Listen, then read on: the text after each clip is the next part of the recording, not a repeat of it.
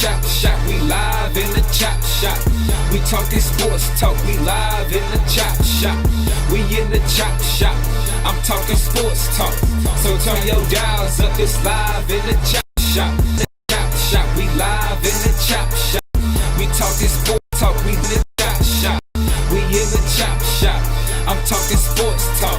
So turn your dials up, it's live in the chop shop. Yeah, it's lit in the chop shop. Turn your dials up in the drop top. They ain't based to debate, but they keep it fact straight. Going 30 for 30, let's do a first take. On Facebook Live from 12 to 2. Rob Hatter and Jim Hicks going back and forth like Carter Ray and Skip Bayless and Stephen Smith. From on the court, off the court, straight to the field. Not a man that steals, but I made it steal. To the octagon where I fight to kill. We go face to face, then you write your will. I don't play tennis, but I bring the racket. I'm on the floor, I attack the basket. Put you in the casket when I'm overlapping. Never showing mercy, cause I'm always snapping. Never showing mercy when I'm in the arena. Step into the ring, you see me as I beat him. Step up to the court, I'm never backing down. Killing competition, I'm smacking down. Let me get back to the other stuff at the chop shop, cause they cutting up. It's retro, coming to you live to the chop shop. Now let's turn it up. Yeah, we in the chop shop, man. Shout out to Jim Hicks and Rob Hatter. You can catch the chop shop live from 12 to 2 on Facebook Live. Let's get it. We in the chop shop, we live in the chop shop. We talking sports talk, we live in the chop shop. We in the chop shop, I'm talking sports talk. So turn your dials up, it's live in the chop shop. We in the chop shop, we live in the chop shop. We talking sports talk, we live in the chop shop. We in the chop shop, I'm talking sports talk. So turn your dials up, it's live in the chop shop.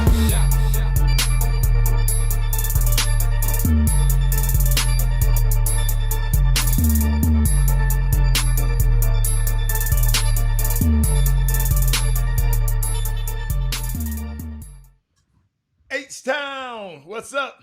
You know what time it is. It's time for the best 120 minutes of your day. The Chop Shop, the nation's #1 urban sports talk show, and also your midday sports happy hour. Yours truly, Robert Hatter alongside Jim Hicks. Jim Hicks, come up in the screen just a little bit. Coming to you live from Houston, Texas, but we broadcasting all over the entire world via Facebook Live and YouTube Live. And it's a good time if you're on Facebook and you haven't subscribed, and we have people following instructions. Please go over and subscribe. Don't take that long to our YouTube site. And then if in YouTube, make sure you like and share and hit the bell. After you subscribe, you hit the bell and they'll give you a notification. Welcome to everybody. Let me talk to my people who are on. I just saw my first. Let me give you my first five. Let me see. Jessica Brooks, Tywanda Holmes, Anissa Veal. Wait a minute, Marquessa Carter. That's 4 women. And Rod Wells. Rod, thank you. Rod, you stood up for the men today. Thank you for that, man. But Jimmy, it's a great day in sports. I want to start here because I was looking at something, Jimmy. It just revealed. I was thinking about just reveal in its excellence. Just bask in the glow that comes from Hall of Famer Patrick Mahomes. Because he is going to be around a while, y'all. Patrick Mahomes got stupid, dumb paid yesterday, man. It was one of those rare moments. We spent a lot of time in the world of sports, and we will be today at some point talking about contracts and what they mean and the ramifications and the specifics of it all. But let me tell you something. There is always just something to me uniquely satisfying about watching someone playing sports get paid at that level. Just because I know how hard it takes to get there. And it's just so much stuff. Kaepernick signed a deal with Disney. Could you imagine that? Disney is a partner Disney is a partner with the NBA, but Disney and Jamel Hill, who got fired from Disney, is going to be one of his creative directors. A lot of stuff going around, Jimmy, and I mean, we can go, but I don't know where you want to start today. I got so much. I got a surprise guest if we need him after 1 o'clock if we need him. And you got another guest that's supposed to call in, but I have a backup, I think. So to talk about Patrick Mahomes' deal, if y'all want to. But what you got going on, Jimmy? I mean, NBA talk is, the teams are reporting to Orlando, and every day, I mean, it's been like some good, nice little drama every other day leading up into this. If it's not a positive test, which we mentioned about the New Jersey Nets the other day, the Brooklyn Nets, Spencer Dinwiddie, he's out after a backup positive test. Now, how about Dwight Howard has finally made his decision? He was on CNN and made his decision. Which, you know what though, Dwight, that's a really respectable, happy median that he resolved to. You decide, okay, because he was obviously you can see it in his face when he was doing the interview, the conversation, and he was torn. Meaning that, and you're thinking about it, it's like, especially a guy like Dwight, this is the closest you like right here, LeBron, it doesn't take, especially the shortened season or the fragmented return of the season, you can get a ring. And no matter what, it's going to be an asterisk for somebody, but guess what? It's still going to, it was an asterisk for the lockout year. But he's going to give $700,000. Right? He's going to forego give away all of his checks and allocate. Because if they lose, he ain't going to be getting all that money. So you saying if they win, that's what you're saying. Because if they lose, he won't get all that money. But still, you're foregoing that. You don't even have a you're giving it away before it even comes. So, understand something. That's a nice grip of money, and that's a nice thing to do. But at the same time, now you get the chance. He don't want to let his teammates down because they know, of course, without Dwight Howard, no matter what you may think of him, he's the best backup post guy center in the NBA right now. He's the best backup in the league. Who the Lakers starting center? Who the starting center for the Lakers? McGee. JaVale starts. Oh, okay. Basketball been gone so long, I forgot about JaVale McGee. But the Lakers, they re-energized and really, JaVale McGee, remember, Golden State Warriors, he was heavy trash. He was to the point where Shaq and the Fool, really, it wasn't even a debate. It was more or less, it was the mockery. When Shaq would put him on there, and people was like, oh, man, you garbage. Now, right now, Hatter, who you take right now, JaVale McGee or DeAndre Jordan? Right now. I'll take JaVale McGee. I've never liked DeAndre exactly. Jordan. Yeah. Still, but they flip-flopped. Yeah. DeAndre Jordan is he's a shell after of After himself. he got paid, seemed like after he got that money. He don't even care. Yeah. You know what though, Hatter? Them lips start getting black though. They probably been black. The hair start growing longer. Yeah. And they mess around and said DeAndre Jordan, the New York City, the American version of, I call it Jamaica East. Jamaica Northeast. They done sent DeAndre Jordan to. So JaVale McGee just goes to show you, right? You know what I was thinking about? It just made me think. What happened to the young fella from the Rockets? Capella. Capella ought to be. He don't have no excuse when he comes back, but because he got to rest a whole year and a half. Oh yeah. A year and a half. Yeah, he should be very healthy. Hell, Paul George didn't stay out the league that long. Right. And he had a think about it. So he ain't got no excuse. Injury, yeah. No excuse. Yeah. For Capella, and I'm sure we're gonna be watching him next year. And so that was one of the things, of course, in the league. And Bradley Beal, how about that news? He's out. I'm gonna give you something unique about that news. I read. You probably read it already. with Which him. part of it you call Check unique? check your volume on your computer and see could you just turn it down a little because I'm getting a little feedback. Reason I said Bradley Beal, if he's likely out, well they say he out. That means Kevin Durant get $1 million bonus, Jimmy. Guess why? Because he has an incentive in his contract. If Brooklyn earns a spot in the playoffs, he gets $1 million and he ain't played. And he got a deal in it. He get a because if Brad Beal out, you know they gonna be in. So guess what? He gets $1 million just sitting at home. Kevin Durant say.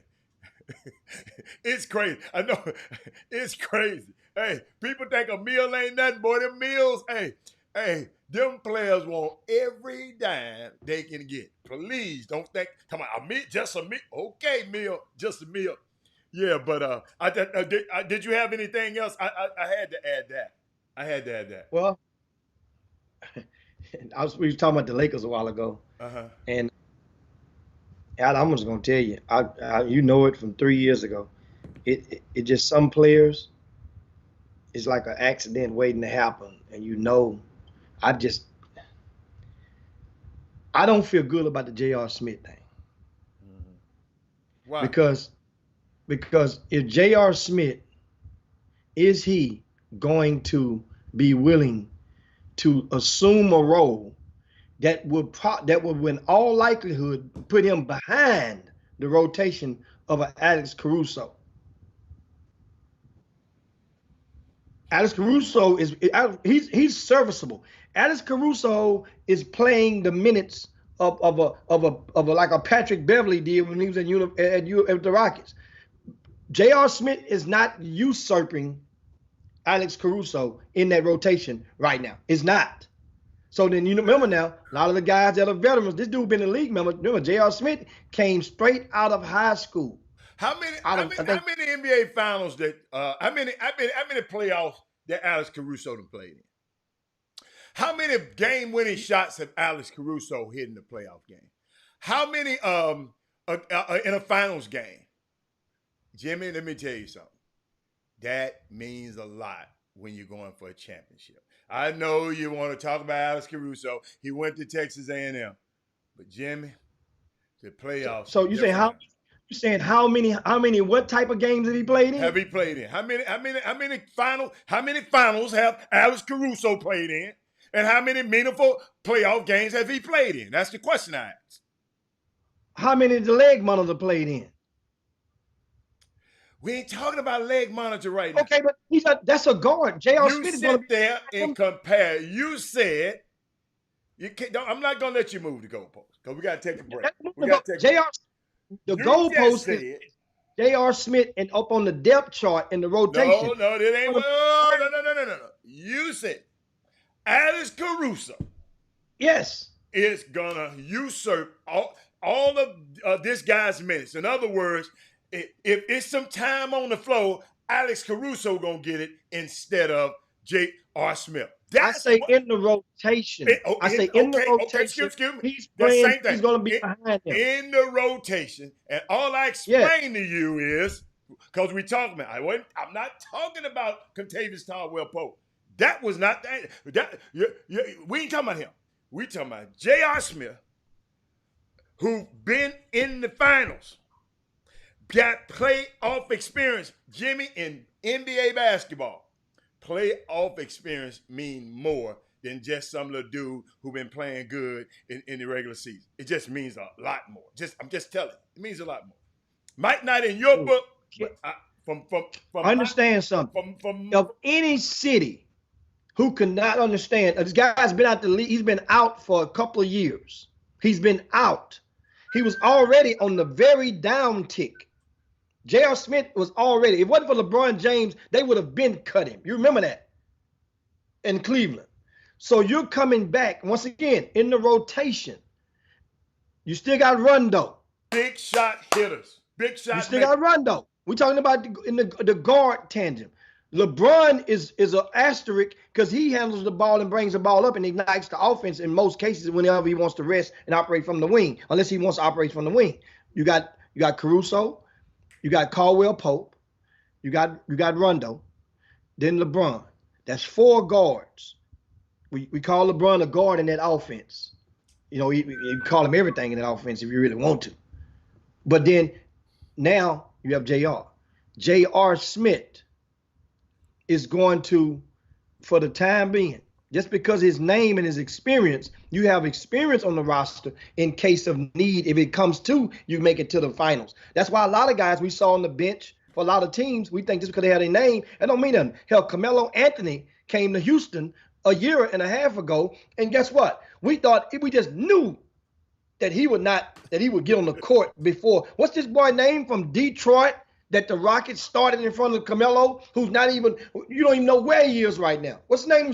He James started Ennis. 27 games. James Ennis. Huh? James Ennis. James Ennis. So think about it. We're saying if Carmelo came, man, they're not going to do anything to play over Melo. Some people, they're going to flow him in and making sure he just slowly. Now, it's going to come down to one of two things. Either the shots are going to go in or go out. But if J.R. Smith thinks for a minute, he's going to come on that roster and start shooting them little spin around jumpers from falling away from out of bounds that he's doing in the mixtapes, that ain't going to work at all. That ain't going to work at all. He'll be sitting there, he's going to really be a disruption. We go to break, guys. Come right back with the Chop Shop. I see all you guys up in there. Also got some big news in regard to the GMI as well. So you guys hang right there. Make sure you share the show on your timelines to your friends, timelines, your groups, and whatnot. If everybody on Facebook, give us a thumbs up. Be right back. Chop Shop. In 1966, our legendary head coach, Dean Smith, my mentor, changed college basketball dramatically, particularly in the South, by signing Charlie Scott, the first African-American player to a scholarship at the University of North Carolina.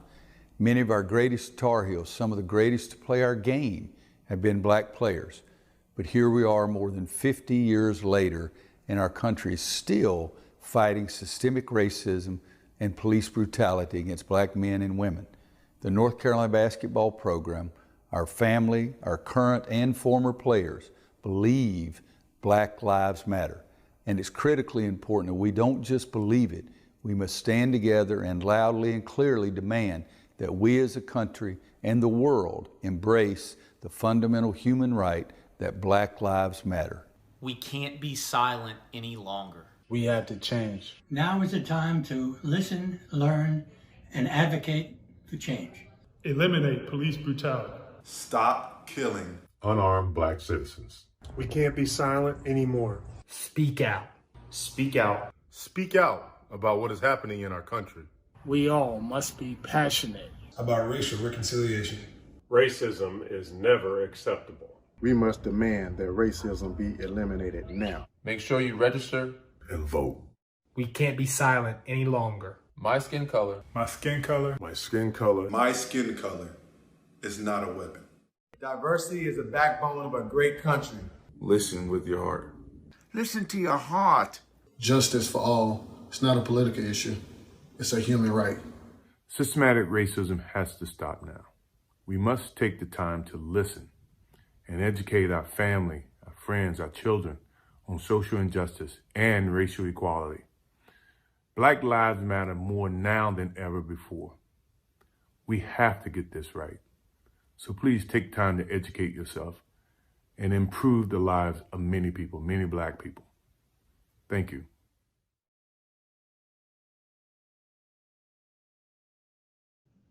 Welcome back to the Chop Shop, your midday sports happy hour, the best 120 minutes of your day. We're right along talking a little hoops. Shout out to all the people out there I see on the YouTube feed.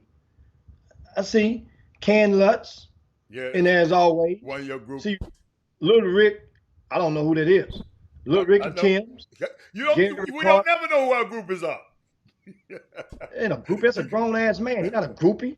Hell, man. So you understand? If the minute that it's just a guy that may just realize some of the stuff you say don't fly birds. Ain't got nothing to do. It's a pattern. It's a pattern I'm talking about. Dr. John Newsom, keep going. Rod Wells, Darrell Barnes, Sonia Billingsley, Gary Carter. Shout out to all you guys out there. Also, we see old Kevin Freitman has joined us back, and Walt Yates back in there. Big Doug Jones down in Port Arthur. And, of course, down in Port Arthur, they have some high school news as posted in the VIP news of RCS Sports on yesterday morning. And one of the top players from out of Port Arthur Memorial High School, top prospects, put it like that, has announced he's transferring back to Houston Summer Creek High School. Amory Abram. He's about 6'2", athletic guard. And this is a big pickup for Summer Creek. And the people are moving, yes. And you have the guys to realize now, the current head coach at Summer Creek High School used to be the head coach at Port Arthur Memorial High School. And he lived and commuted down there every day. I never realized he never moved. He drove to Port Arthur and back every day. And so now, Summer Creek, Atascocita, the creek is definitely like it's rising. That's one of their slogans from this past year. And so it's going to be an interesting season. If basketball season, I think there ain't nothing much to worry about. It's going to be a basketball season. Hell, as much basketball is being played right now around the youth and the grassroots sector, you can definitely tell it's going to be hard to keep that out to keep it from resuming. There was plans in place by the by the National High School Federation to swap the baseball and the football seasons of high schools. Once again, yes, this is real talk. They actually had to take a vote on this stuff. Nationwide, the athletic directors actually do the voting. And coaches alike. Swap the baseball from the spring, move it into the fall, and take high school football, put it into the spring. What you guys think about that? Would that in Texas?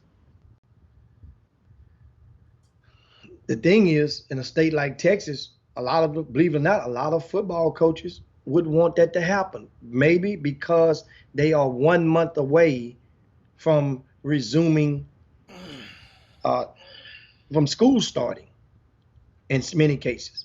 So that means the selfish part of a football coach, you know that there's a possibility that your games will be starting with no fans. Well, baseball doesn't draw really many fans anyway. So finances, economics would probably be the forefront leader of why you would be in favor of it in Texas. However, it's not a Texas thing that they're voting for. It's a nationwide. So there are more states where football is not king than it is where football is king. So that's the part you have to remember, and it kind of would make that whole theory get saved by the bar. And speaking of saved by the bar, yesterday, how we mentioned about, I gave you guys my thoughts on a lot of the youth grassroots teams. Jimmy, before we go to youth basketball, and I know, I want to say, gosh, it's a background noise. But before we go to youth basketball, I'd like to talk about what's happening at the University of Maryland. We got history. Gosh, it's happening at. Hold up, let me see. Happening at the University of Maryland. I mean, at Maryland right now. And might be just a little bit more important than. Not necessarily important, but it's the first time University of Maryland gonna make me cheer for them. I've never cheered for Maryland in my life. I used to like Len Bias, but Maryland is the first and only FBS school with an African American president, African American director, athletic director, and head coach. And as college sports and leadership struggles with diversity, Maryland is making a historic progressive step, Jimmy. And I'm sitting here watching this thing, man. That is unbelievable. And and one of my things is I always try to find something. If we don't say it on this show, I did not hear that. Well, I don't listen to. I didn't hear it yesterday or on any of the talk shows. And when I go and look at them after the show, I probably won't hear it again. But just think about that. Nowhere else in the Football Bowl series, no university. We talk about diversity. We talk about, they ain't got no coaches. Guess what? This thing has happened at the University of Maryland. The president, the AD, and the head football coach are all African-American, first time in history, FBS history, Jimmy. And I thought I would have to bring that up. Now you can go into your, can talk about high school basketball if you like. The grassroots basketball, is what I mentioned. Is on yesterday I relayed to you guys. There's a number of people, student athletes, coaches, who have received positive results from their COVID-19 test. And a lot of those coaches have made decisions to quarantine themselves as well as their teams. Well, what I've learned, and I did not touch on yesterday, is that there are some people out there who've contracted or received positive test results and are not telling anybody. I say it again. People out there walking around with positives, volunteer basketball coaches, players, and have not informed their teams or their workplaces. And that's the part that I find not only irresponsible, not only sorry of an individual, but at the same time sickening, because what's the risk versus reward? And here's the thing that I brought up the other day off the air. You guys remember back in the early 90s, the HIV craze when it first came out. Remember the stigma was because people, they were wrestling, the scientists were chasing it to find out how do we treat this? What's the cause of it? They didn't really know. So the stigma, I know in many places around the globe, was that you primarily had to be homosexual to contract HIV. It was only one. That was the way. That was many people until we all got smarter. Well, think about this. The government came behind that and made it a law that if you knew that you had HIV and infected someone, had sex with someone, they could charge you with manslaughter or attempted murder or murder. Some people got prosecuted for that. Well, tell me this. Why isn't the same energy behind the COVID, if COVID is so scary? So why aren't there motions or bills to be in process or passed in the law to go and convict the persons who we see on videos coughing in the face of kids. That's a school teacher who lost her job last week. Woman in line and coughed with the young lady and her baby in one of the eateries. So why isn't punishment from that? But back to the grassroots scene, guys, you have to be more responsible than if you have tested positive. Then sit your ass down somewhere. Basketball is not that important. Players, if you're not feeling well, you don't have to play. Once again, for event operators, if you guys making it seem like some people have to play, parent, a lot of these kids ain't driving themselves. Whoa. I heard enough. How can an event operator make it seem like you got to play? Explain that to me. It's easy.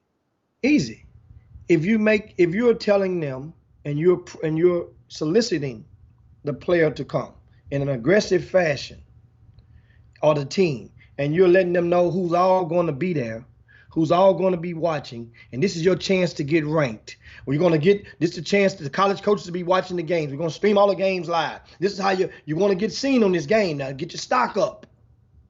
So that's an indirect way of an aggressive soliciting tactic to make a person think, well, man, I got to be here. If I don't be here, then I'm going to miss my chance. And a lot of these, believe it or not, a lot of these kids are feeling this way. So I mean, a lot of parents, especially the parents, many parents out there, so you telling have not saved for college. So you're telling me the reason these parents are out at these games right now is because the event operator telling them that they got to be at this event or they won't get ranked or they feel they're going to miss out their chances. That's what do you think, you said that's what the majority, wait, because you don't never say all, the majority or a few, I'm just trying to see what the percentage of a mama and a daddy. My thing is, I think these kids just want to play no matter what. These kids don't understand the significance of it. And these parents are letting these kids run their household. Because I've seen that firsthand. But you, event operator, got that damn much power? I find it hard to believe. They got the right mamas and daddies. Because I cuss their ass clean out. And, they got the right mamas and daddies out here now. Because I tell him like I've told people before. If I got to depend on a clown like you to get my son in college, then I'm a bad dad. If I got to depend on you to get my son in college, then I'm a bad dad. A bad dad. I'm serious. I'm a bad dad. Because ain't nowhere in the world Robert Haddle's going to take his ass and play in any of that mess these people having with this COVID-19. And I haven't got on a plane and go do something I needed to do. You think I'm going to let him go in the gym with all of them damn people? You got to be out your rabbit mind. And guess what? That's what I don't, it's the parent. You can blame it on the event operators. Oh, if that's it, if people so shallow and event operators are that powerful, shit, I'm in the wrong damn business. Okay, so there are various events that take place that if certain people operate them, it's known that there's a possibility, the opportunity, that's the key word, to enhance your exposure. Exposure is the key element, the common denominator nowadays for a lot of the youth, especially since it is known, and it is definitely known that the college coaches are watching these streamed games. Jimmy, even if you use that lure, my son still ain't coming out the house. That's what you ain't understanding. Even if you said Coach K about to watch you, Mr. Hatter. Coach K can't even come over my house. You got to wait, because guess what, Jimmy? We in a situation right now that had never happened in our lifetime. Let me repeat that. We in a situation right now that halted billion-dollar industries and got them on their knees right there, right now. The NBA. I've been in this industry for 30 years, and I've never, ever seen, I would have never thought the NBA or the NFL might not start, ever. And you think I'm going to sit here and worry about what a damn event operator say about my son? Listen to me. I'm not telling you what people do, because I saw that. I passed by a tournament this weekend. I thought it was the stupidest shit in the world. And I sit there and said, wow.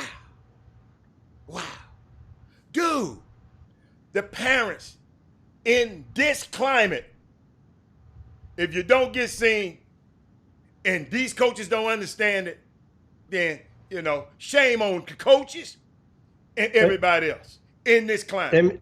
Understand one thing. Darryl, and I've said this several times, your thoughts and your opinions does not transcend over to all households. And I said that. There are many. You just said the guy who lets his son go is a bad dad. But then that's a lie. I told you, if I let one of you event operators, listen to me well, sir.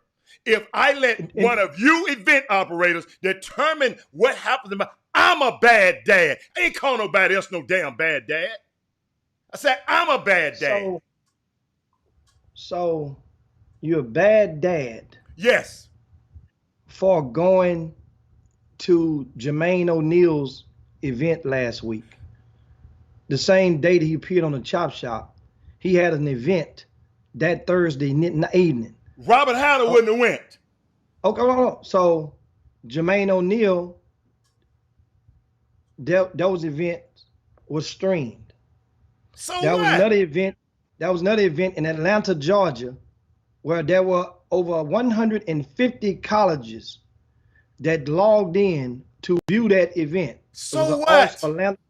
Hold up. Okay. So that means, hold on, the person that directed that and that ran that event encouraged or influenced those teams to come. Not every sneaker team in Atlanta participated.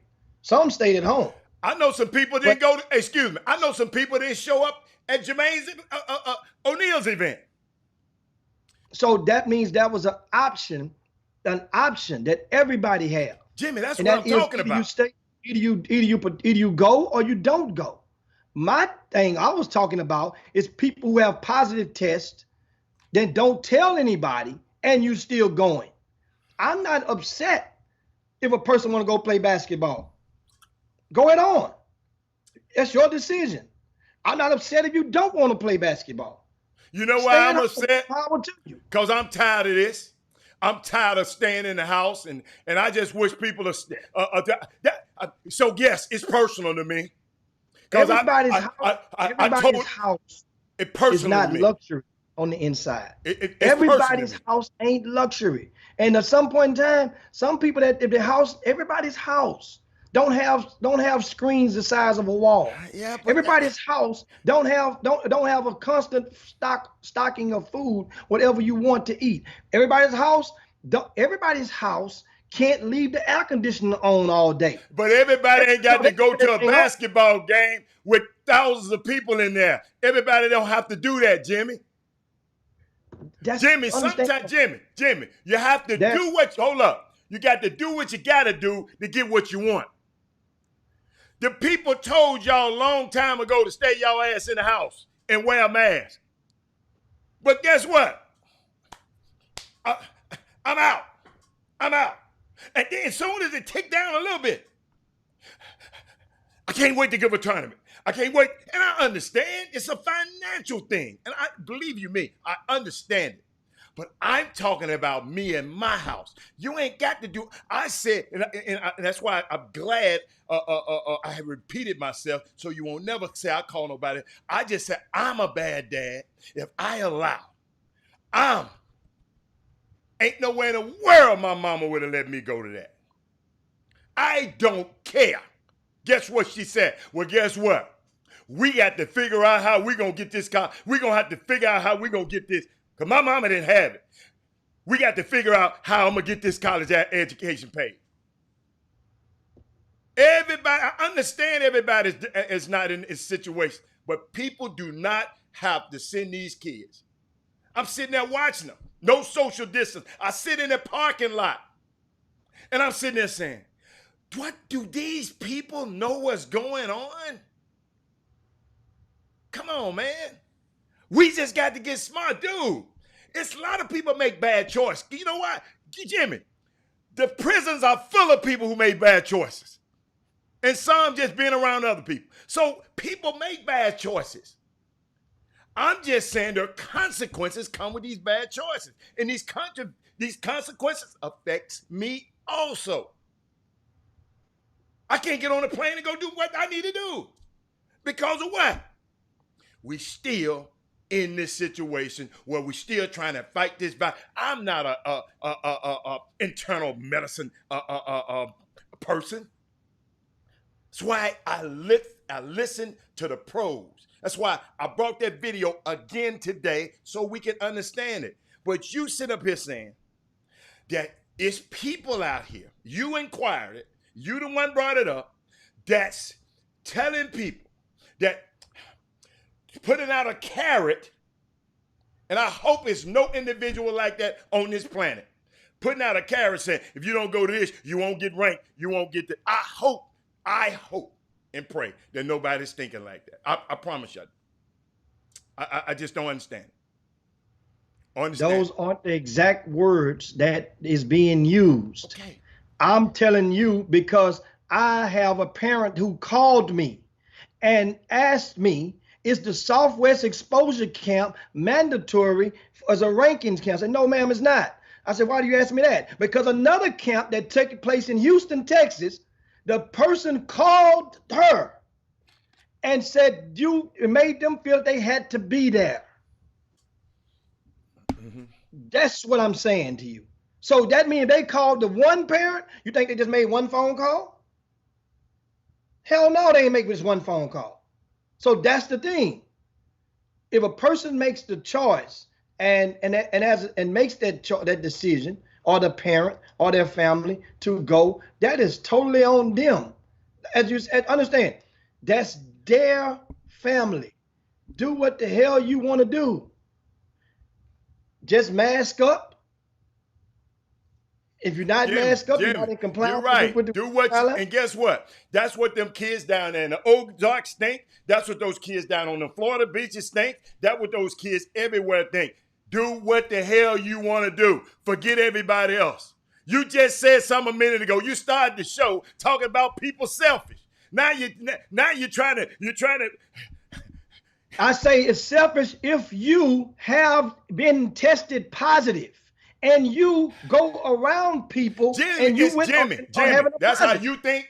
I think it's selfish if you take your ass out here in these incubated environments and able to catch this thing and do. So what's the difference as a spectator? Okay. As a spectator, then you go and taking your ass to HEB.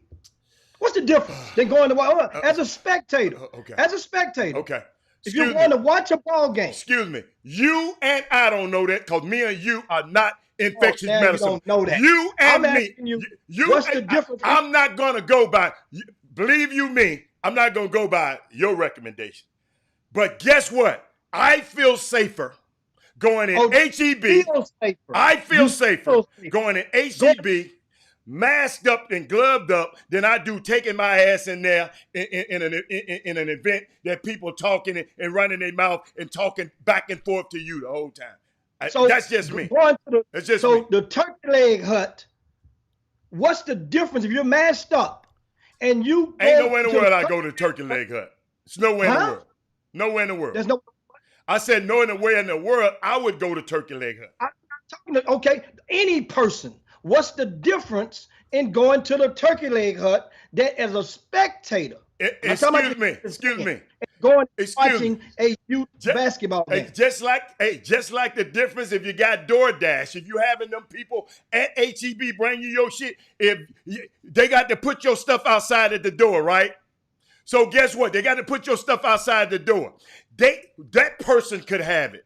The same damn thing, Jimmy. The same. So I don't understand what you're talking about. That's exactly. But you understood. You just said it. Hey, It's Jimmy. You take your ass to an event around all them people. I'm just not taking it. That's a decision that I'm not gonna make. If you're a spectator, it's a very similar risk based on the amount of people that's there. In those lines, those people that standing in line are not 6 feet apart. Guess what? Maybe I'll risk going to get some grocery, but I ain't gonna risk going to watch no damn basketball game. Guess what? Maybe, hey, I'm a risk because I'm a hunter. I'm a risk going out getting food for my family. But I'm not going to risk going over here in a high school basketball game and watching a bunch of ball beaters hit a bounce a ball down the court. I'm just not doing it. That's just me. And these parents, y'all got a choice. You got a choice. You don't have to go to that mess. You don't have to. Don't let these guys. Here's the thing. But understand, you just attested that there are similar risks in two different scenarios which I presented, and you say you tested, okay, which I understand. There are similar risks. There's no based on the amount. I don't think those risks are similar.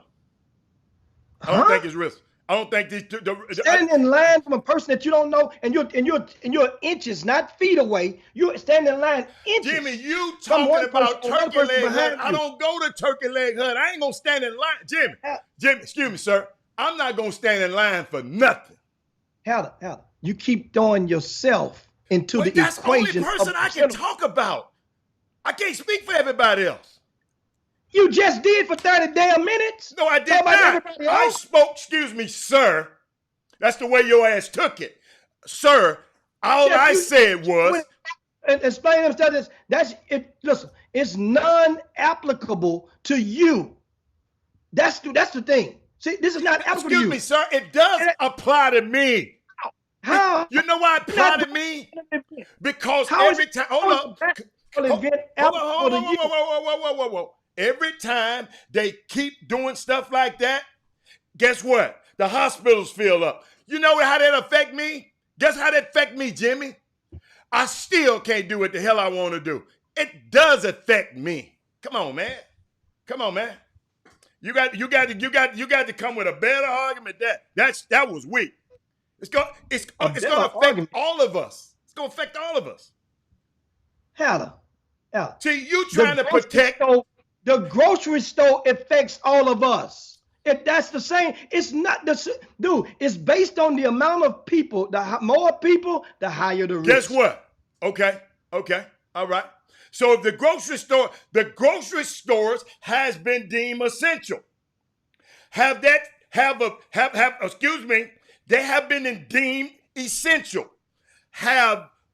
Cause Anthony Fauci have to go to the grocery store. The Surgeon General has to go to the grocery store. He just said mask up and glove up. You tell me where they said a summer basketball event is essential. Turkey Leg Hut is what I said a while ago. I just mentioned grocery store just now. And you take the grocery store and want to run for another whole point. Talking about moving the goalposts. Bringing up Turkey Leg Hut. You ain't talking about no damn Turkey Leg Hut. I've mentioned Turkey Leg Hut is what I've been saying. I just mentioned grocery store for the first time in about 10 minutes. I finally say grocery store again. You take that and run. Howard, take grocery store out of the equation. Put Turkey Leg Hut back in there. Put Breakfast Club back in my equation. Hold on. I'm not putting Turkey Leg Hut in my equation. Listen, we talking about non-essential versus non-essential. We're not talking about essential. Basketball events are not essential, sir. They are not. They're not. Jimmy, I just said I wouldn't go to church. Turkey Leg Hut, Breakfast Club, restaurants. They had a ban at first on dine-ins. They had carry out only at first.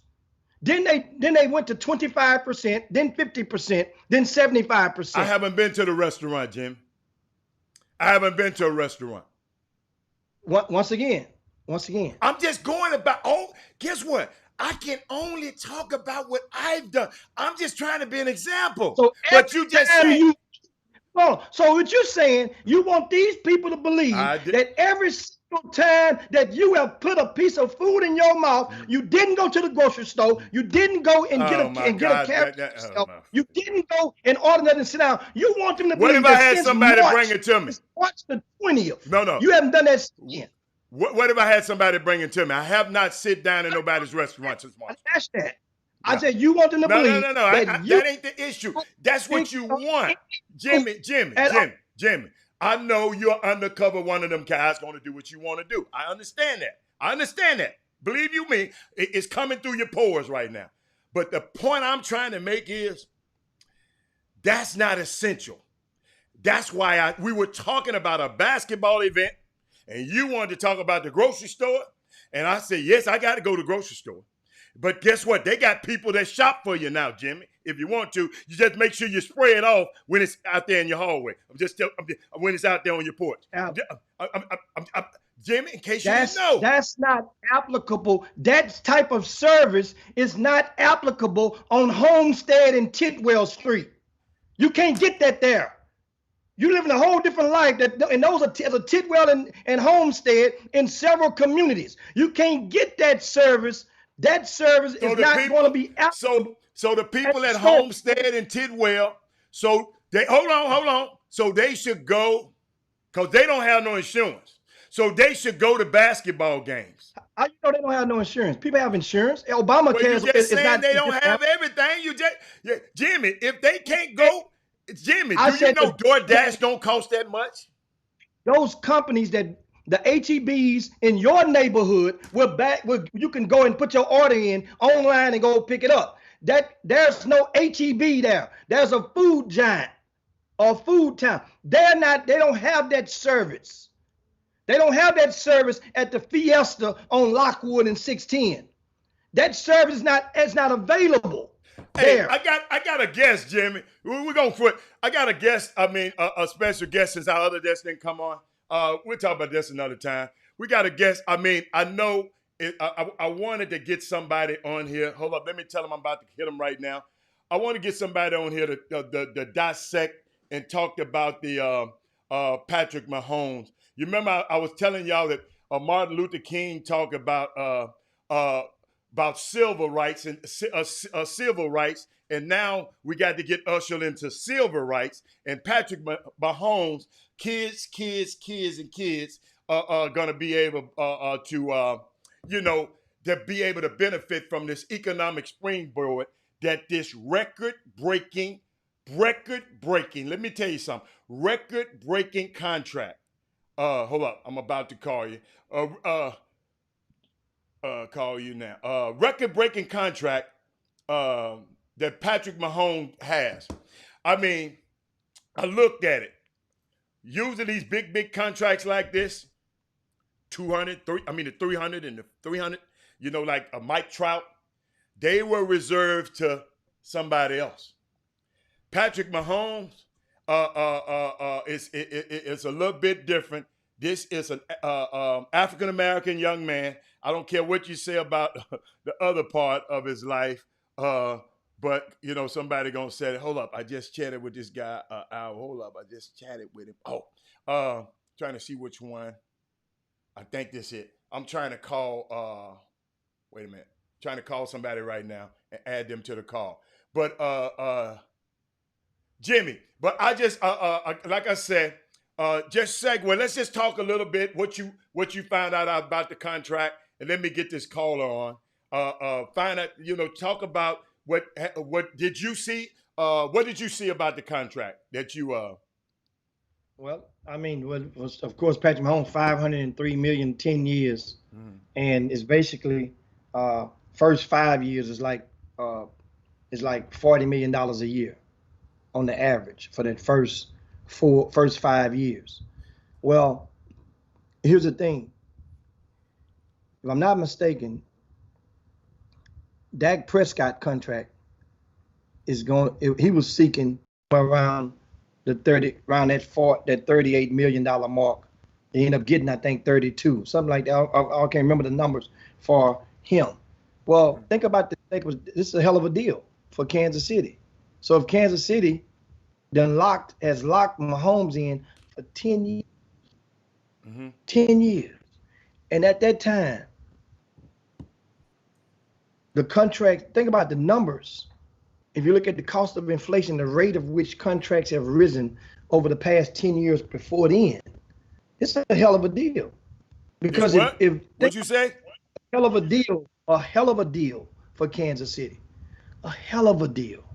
Meaning that I heard that this year they will only be like $600,000 over the cap.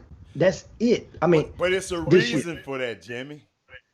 It's a because reason for what put you the numbers, just said. It's a reason. You put the numbers low and you inflate them on the back end. No. That's one way. He still got 2 years left on his deal. He still got 2 years left on his rookie deal. Yeah. That's why that's why it didn't cost him much. See, the unique thing about this thing, man, I'm trying to get him in, but he wasn't, man, it's not working. So I'm, hey, guess what? I'm going to move on. Well, I mean, the thing is, you understand, you're locking them in. Let me tell y'all something, guys. The way contracts are nowadays, if Patrick Mahomes continue to play at this rate, know what's going to happen? They're going to tear that 10-year deal up and ask to renegotiate after the fifth year. If Patrick Mahomes don't perform up to par over the next 5 years, know what the Kansas City going to do? Seek for somebody else to pick up that last 5, that rest of that deal. No, you don't have to, Jimmy. They can just cut him, Jimmy. They can cut him. Or they can just cut him. That's one thing. They can cut him. They can trade or cut him. So the chances of him actually accumulating all 500 million of these dollars in Kansas City is hardly unlikely. Let me explain something. Let me hardly Jimmy, I'm gonna tell you why it's a unique deal. I mean, because I haven't had a chance to look at the contract, actual contract, because it's 113 pages long. Okay, so y'all heard some news like guaranteed mechanisms. Jimmy, that's a new term, Jimmy. Guaranteed mechanism. That's a very fairly recent term. And it's and I'll tell y'all about that later. But what I learned about this contract, it was so unique about it, is the most important position in football. Excuse me, hold on. He's on. He's on. What's up? The most important position in football is a quarterback, right? And right now, I'm gonna bring on one of the most. I'm gonna put it like this. I'm gonna bring up one of the most brilliant minds in sports history, sports negotiation history.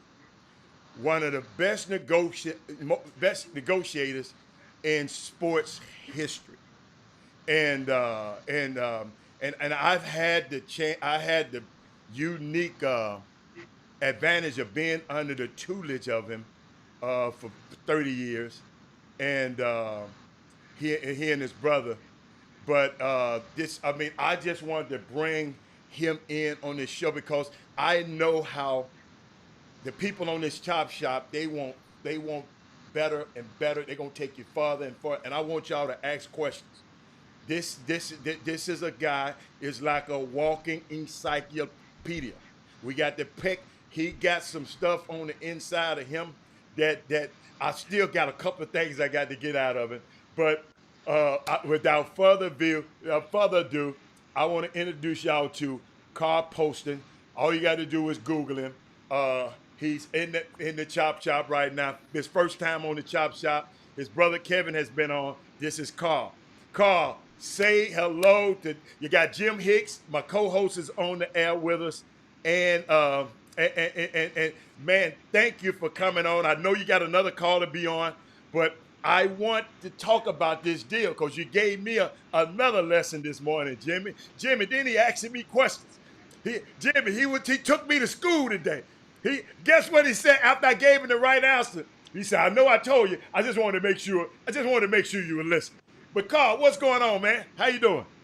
Hey, I'm doing just fine, man. How you guys doing? We're doing great. All right.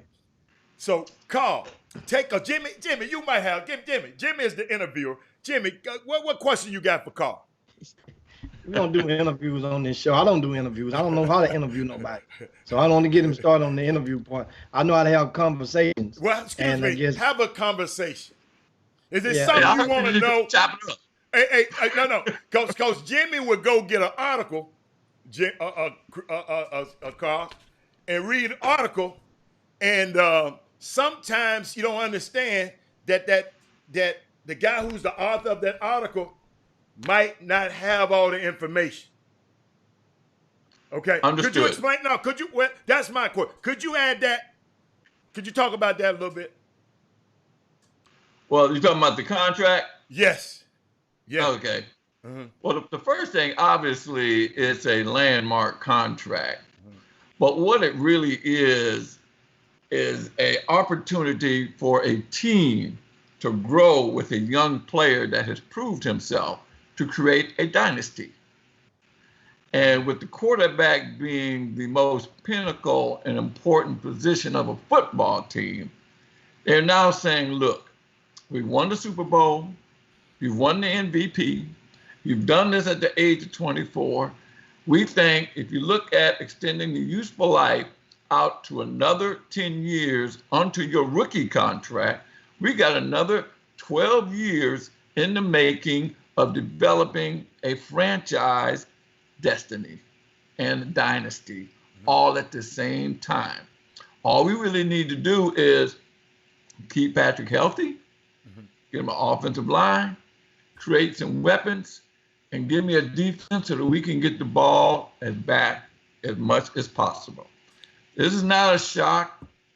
It's not a surprise, because this same formula applied to the Chicago Bulls when they were trying to create a dynasty with Michael Jordan, whether it was Scottie Pippen or Dennis Rodman. The key is it's a team sport. You got to put the right players in place to create the opportunity to win. Now, in Patrick Mahomes' deal, 10 years, $503 million.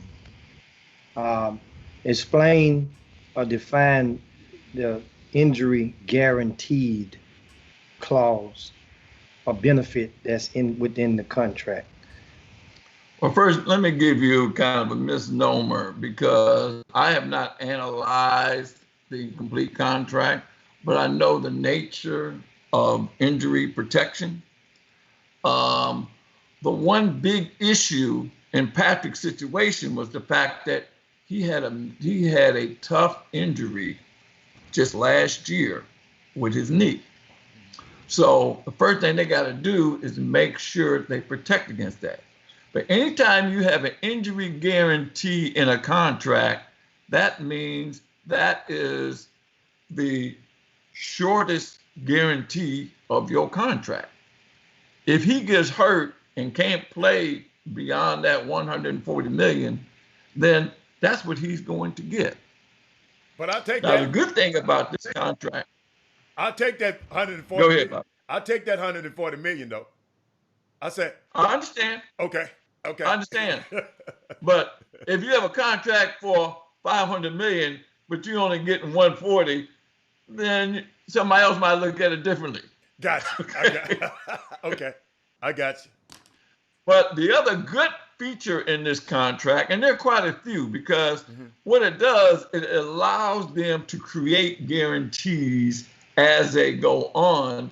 And in doing that, you're building on the salary cap increases each year, and you're also allowing the team to grow and bring on other players to be a part of the assembly to win. The reason I say that is because you have roster guarantees that have what is called a 2-year tail on them. Even though he has 2 years left in his rookie contract, which is limited because it's a rookie contract anyway, outside of that, he has roster bonuses. Now, depending on how Kansas City describes its roster bonus, because there are a number of different ways to do it. One is when the player makes the roster, then it becomes guaranteed. And then other teams saying you have to be on the roster on a pro rata basis for each individual game, which has an impact on the injury protection. Another feature, they call it a guarantee mechanism in the contract, and that's like that 2-year rubber band.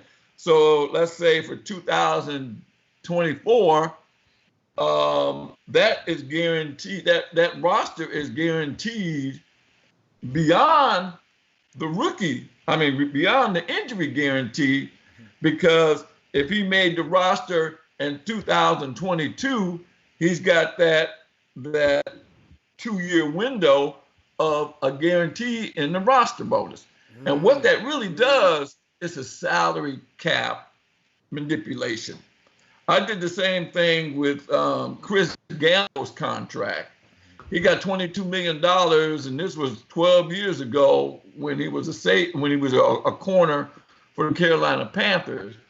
Well, one of the things that the team wanted to do is they wanted to have the ability to guarantee a roster bonus or a base salary each year, because once Chris made the roster for that year, then the team would come back and guarantee that amount, and then that would allow them to use other dollars in the salary cap to create more opportunities to sign other players. Carl, I got something. So that is throughout this contract. What? And I know, but I want you to explain to them. But the value, like what's his name, Dak Prescott, he's playing all the way out, his whole deal out. What's his name? Deshaun Watson. He's almost about to play his whole deal out. The advantage that this young man has is because of what he did. He was the MVP. He won the Super Bowl. But he went, and always remember, ladies and gentlemen, the rookie deal is always limited. It's called a rookie deal. But Carl taught me a long time ago. But it might be a rookie deal, but he's on a rookie for 1 year. And if I outperform that deal, I want to get paid. That's what Zeke Elliott said, right? Am I right? Right. Absolutely. Okay. So, but in this case, this kid outperformed that deal, and he didn't even have to. He didn't have to do all that holding out. They made a way for him. But why would they do that for Deshaun Watson, Carl? Why wouldn't Deshaun Watson be up for that right now? Well, he would, but he wouldn't be able to get the same kind of dollars. Let me just say this. When there's a 4-year deal, when you're a first-round draft pick in the NFL, you got a 4-year contract with a 1-year team option. So essentially, it's a 5-year deal. Right. And just like you said, Bobby, even though it's a rookie contract, the rookie is only a rookie for 1 year. There are actually 2 limitations in a rookie contract. One is the 25% limitation on your salary. Okay. And then they have what's called the Deion Sanders rule, which turns out to be a limitation on your signing bonus only because you're tied into the rookie contract. Now, it's guaranteed, but it's guaranteed at a lesser amount. Okay. So as I would structure a deal and look at a situation is, when would a player get out of the rookie restrictions? One, he has to outperform that contract. Now, the question is, has Deshaun Watson outperformed that contract? I would arguably say yes. But he still has not reached what Patrick has reached, because Patrick won the Super Bowl and was an MVP at the age of 24. Now, what the 24 means is the useful life that you have to extend to the athlete. Once Patrick has demonstrated he is performing at that level, the team now says, okay, you won the Super Bowl, you won the MVP, we see that you dazzled this world in how you played quarterback, and with your leadership, with your skill level, if you stay healthy, we expect you to perform at this same level for the next 10 of years. Now, can he start that within his rookie contract? Yes and no. They could have torn up the rest of his contract the last 2 years and started a new deal, but it didn't make any difference. Give him what he's going to get and just put stuff on top. That's called a layered contract. It's a tiered contract. So there's really no need to tear up his contract. Now, that's entirely different than Elliott got in the Dallas Cowboys deal, because what they did is he was the first player to break the seal of a rookie contract and get a veteran contract still during his rookie contract years. Mm-hmm. And I think once somebody has done it, all other players who came in that same class can now break that seal of the rookie contract. At least there's precedent to do that when you're dealing with your particular team, which is one of the reasons that Jalen Ramsey asked for a trade out of Jacksonville and went to the Rams. Now, the Rams, I'm sure, are trying to create salary cap space for Ramsey so that he can be compensated either in or out of his rookie contract. But then Ramsey ain't really busted grape, though, since he got to the Rams. Not like we thought he would have done. Matter, though. But he's that good. You're absolutely right. Mm-hmm. And it's a risk, because the team's going to throw that back at him. Exactly. We thought you were here, but now you're there. Exactly. So maybe you have not outperformed your rookie contract.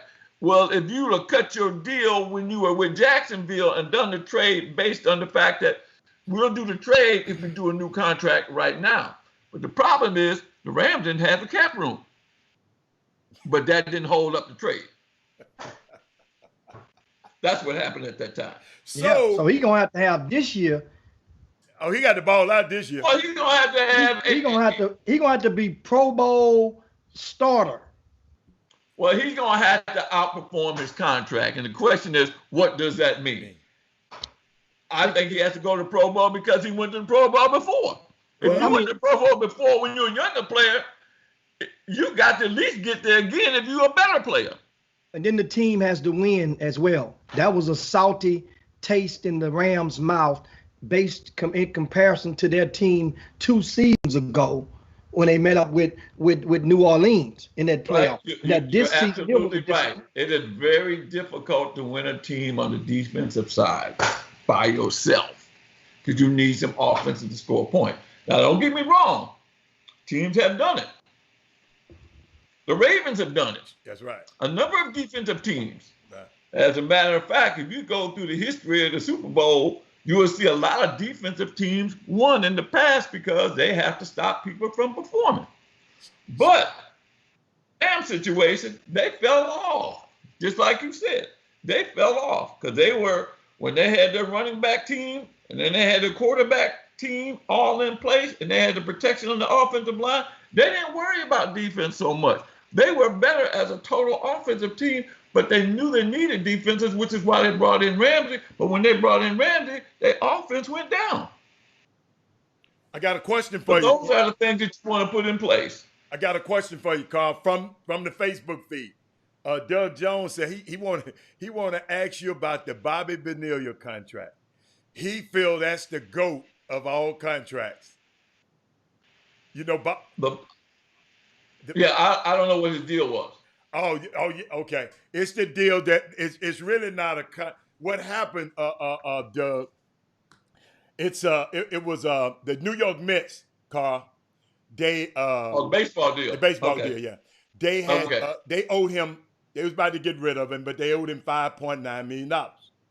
Okay, owed him $5.9 million. So what they did, they said, "Wait a minute, we don't want to give you this 5.9 right now, because we want to invest in Bernie Madoff's Ponzi scheme. 5.9 invested in Bernie. Bernie gonna give me 20%. I can pay him 8% over these years." And they just deferred the contract out for a long time, and that $5 million turned into $1.2 million a year until I think the year 2035. 25 years. 25 years. Yeah. Yeah, that's also similar to the Brooklyn deal with they did the stretch contract for the basketball player for I'm trying to think of the deal. The Brooklyn. Yeah, Brooklyn's deal. Yeah. They paid him 15 million a day. And stretched out his contract.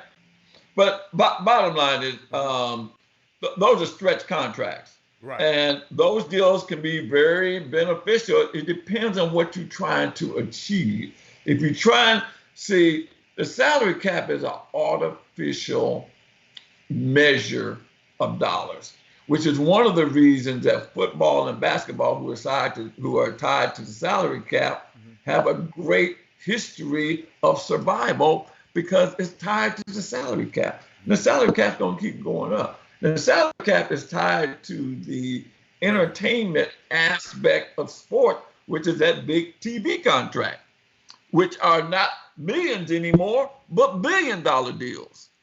So when these teams are tied into revenues, from the TV revenues to the salary cap, and then the players' collective bargaining agreement represents an equitable share of the salary cap, that means the teams have to spend the money if the players are on the team. And the other good part about that is there is no, when you're dealing with team contracts, you're dealing with a set number of teams. So you got 30 teams. So each team is going to get their proportionate share of that TV contract to spend, whether they win or lose. It's like an antitrust provision locked in for the players through the team's TV contracts. What else you got, Jeff?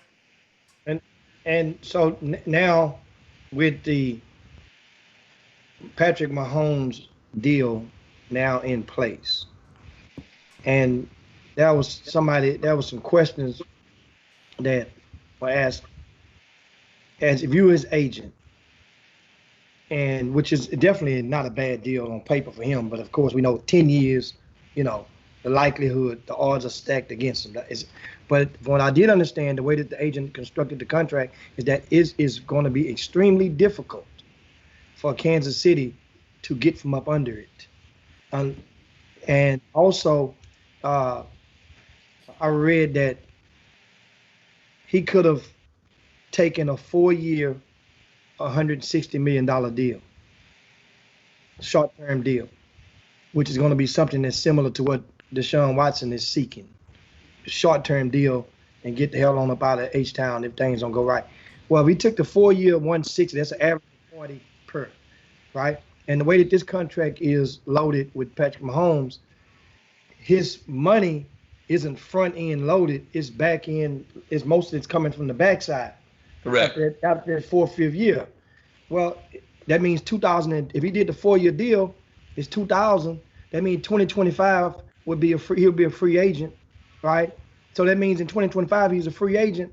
Then that means they got to start negotiating to make a decision in 2024 whether they're going to re-up with him or let him go into that last year of that contract. Then he could have went and hit the bank and got another and got, another type of deal that would have been paying him $60 million a year, maybe. Right. From then on, and another team of his choice. You're absolutely right. But again, what kind of contract did I say this was in the very beginning? A I didn't write dynasty the name building. down. Franchise A building. dynasty. Yeah. And it's for the benefit of the Kansas City Chiefs. Yes, it's been. That's what I'm saying. So as Right. for him side, why why do you think he didn't just take that little 3-4 year deal and roll with it? Because he liked the security of saying, and Kansas City did the PR on it beautifully. He said, look, you have proved to us that you can play at this level. We like your leadership, we like who you are, and we want you here for as long as you play football.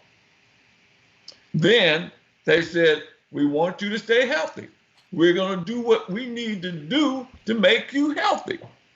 One of the problems that Barry Sanders had when he was with the Detroit Lions is he couldn't get an offensive lineman to protect him, which is why he retired early.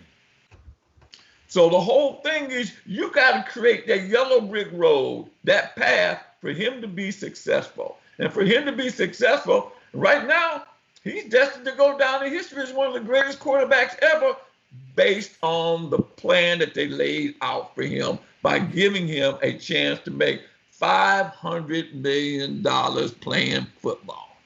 And there's no other sport that's making that kind of money right now. And don't get me wrong, Jimmy. Let me just say this: some of those things that are in his contract can be renegotiated, but you got every time you move up that safety net. And that safety net provides a guarantee. That's why they have those guaranteed mechanisms.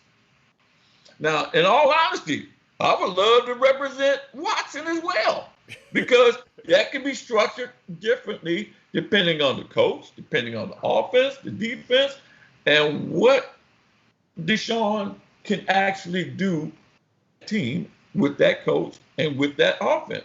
Because, I mean, a real problem with Houston right now, they just lost a star wide receiver.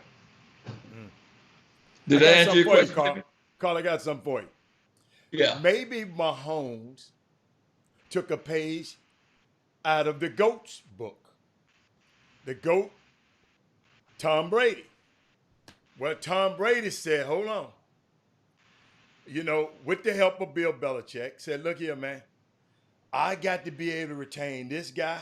I got to be able to sign Ty Law back to this, because if they don't have enough money to sign Ty Law back. They don't have enough money to sign these other guys back. Maybe the Patriots wouldn't have won. Maybe the young man is saying, look, I'm going to make some money, but I got to make sure Tyreek Hill is paid. I got to make sure the Jones cat is paid. I got to, and guess what? They can get their money now in these next 2 years, because guess what? My next 2 years, I'm still under that rookie deal. So maybe he's thinking like that, because we haven't heard him say much. You know, all we saying is whether the deal's good or not, it's team friendly. But what if, in another thing, Carl, what if he just said, man, I like this place. I want to be here. I like Andy Reid. I like Eric Bieniemy. These guys, think about it. These guys do, and remember, Jimmy, this was what they call this. He wasn't no 5-star. He was a 3-star coming out. That's why he had to go to Texas Tech. And now this guy in a position where he got the richest contract in sports history. Man, hey. I mean, so Carl, I know I took you all over the place, but you can comment on the things I got. That's all right. I can pull it back home. The whole idea in this contract, you're right. He may have been a 3-star. He may have been more of a baseball player. He may have not been able to run as well in college. It could be a number of things. But the one thing that we've always talked about, Bobby, is when the iron's hot, you got to hit. Yeah, you got to get the bread. Yeah. You can't get a hotter guy right now at 24 years old who just came off the Super Bowl and winning the MVP, and the way he did it. Right. And when you got a team that's saying it, and in all honesty, if I'm advising Patrick, you don't worry about the media. You don't worry about what other people say. This is my money, this is my life, this is my team, this is my legacy, and this is the way I want to do it. The good thing for Kansas City, there's a lot of flexibility.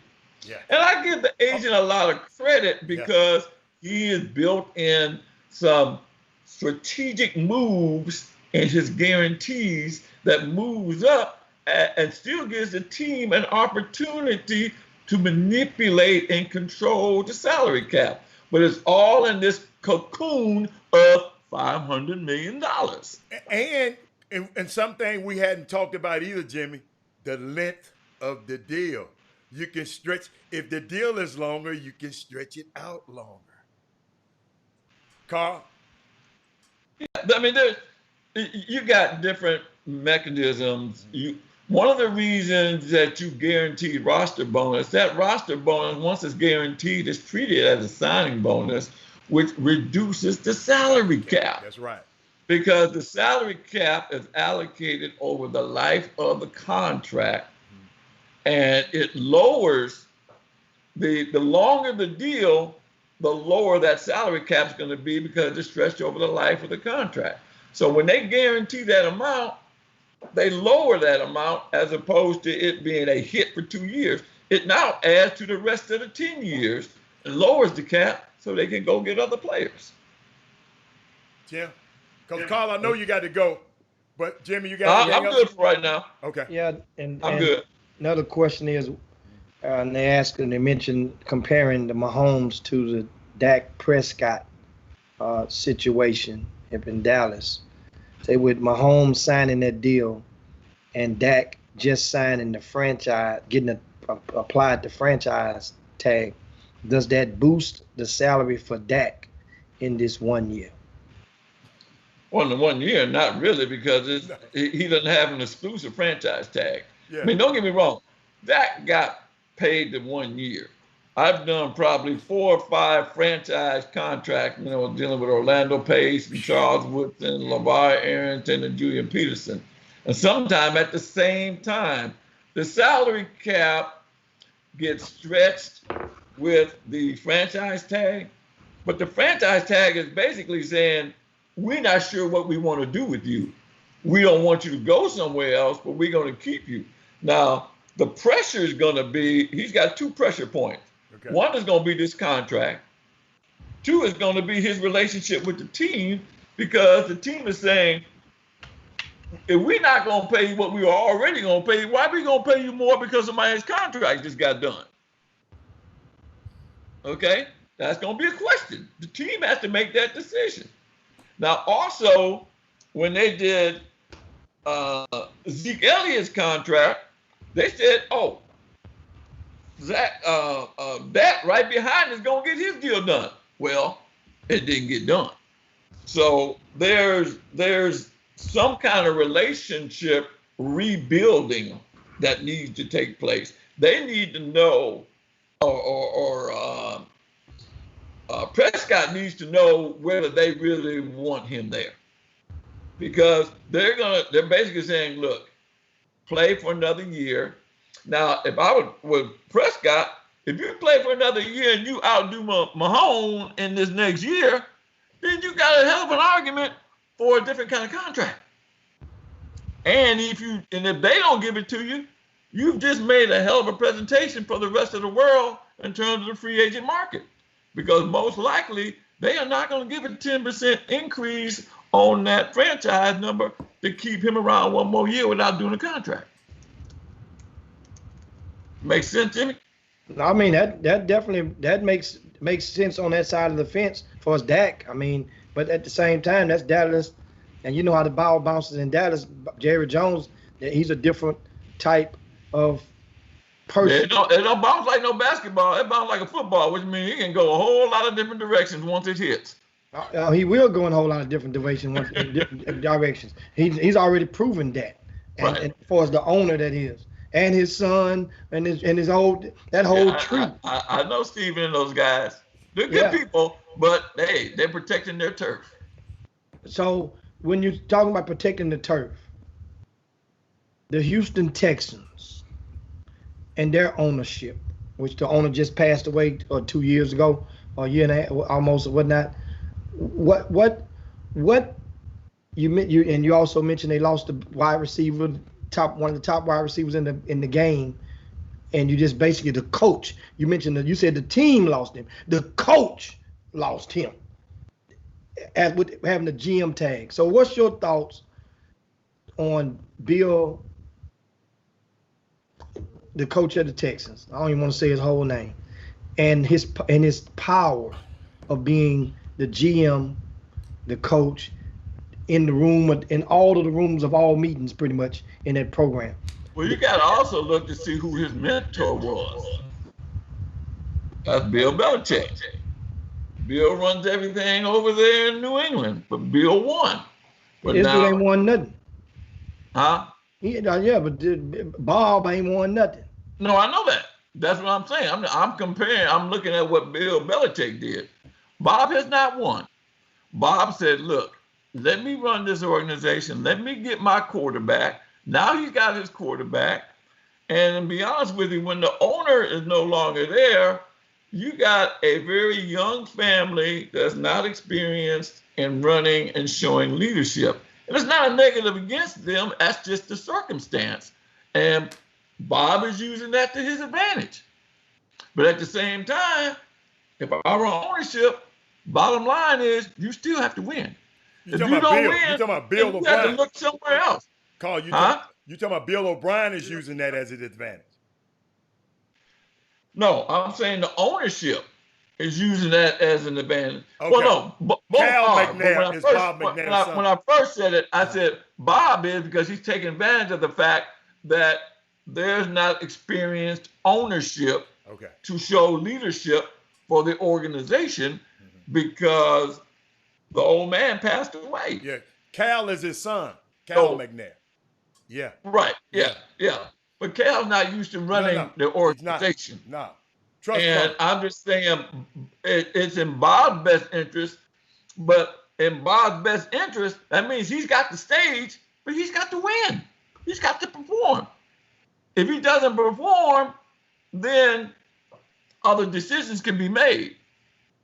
So I think, the jury's out on what's going to happen and what can happen, but Bob's got a tremendous opportunity. To me, he's still got one of the best quarterbacks. Carl, you keep saying Bob, you mean Bill O'Brien. No, Bob, no. His nickname, his acronym for his name, Bob. Y'all don't be calling that man out his name like that, man. Y'all have me confused. They call that man Bill O'Brien, man. Carl, don't be like I'm just going to call him the coach. Okay. Y'all call that man Bob. A coach has an opportunity to perform. Hold up. I got something for y'all. Y'all crazy. Okay. I missed the Bob joke. My bad. Keep going. Continue. I thought you had something for me. I thought you was going to bring it to me. No. I can't break. Come on, man. Hey. My point is Coach O'Brien has a tremendous opportunity because the leadership was not there. And he is now wearing a few different caps, but I don't care how many caps he wears. I don't sell popcorn at halftime. Bottom line is you have to win. He can't say he doesn't have a franchise quarterback. He going to the playoffs. Carl and Jimmy, he won 2 playoff games last year, didn't he?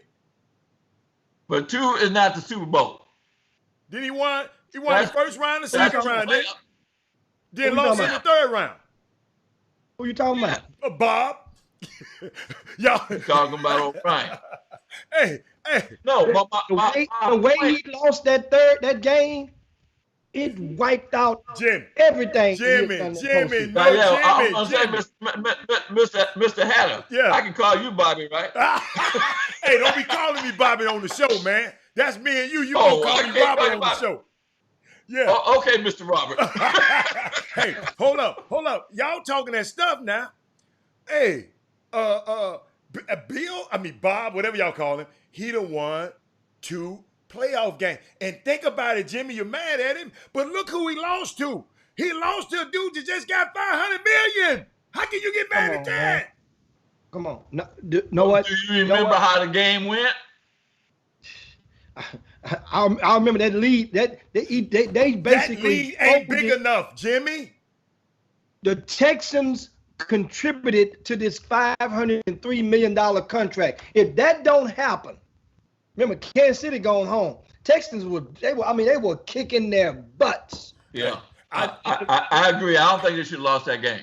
Hey, Carl, if you start a game with that kind of lead, you ain't supposed to lose. $503 million. That's all I'm gonna tell y'all. He ran into $503 million. That's what happened to him. Well, he didn't run into it because that didn't exist at the time. That 503 just materialized yesterday. Hey, man, let me tell y'all something. Hey, you know what's so funny? Is that game that you're just talking about, the only reason that there wasn't a serious uprising is because a lot of the fans in the city of Houston at that time, compared to the Houston Oilers versus Buffalo back in 1993. Yep. That game, the city, a lot of the fans were in love with Love You Blue. They were in love with Warren Moon and loved that team.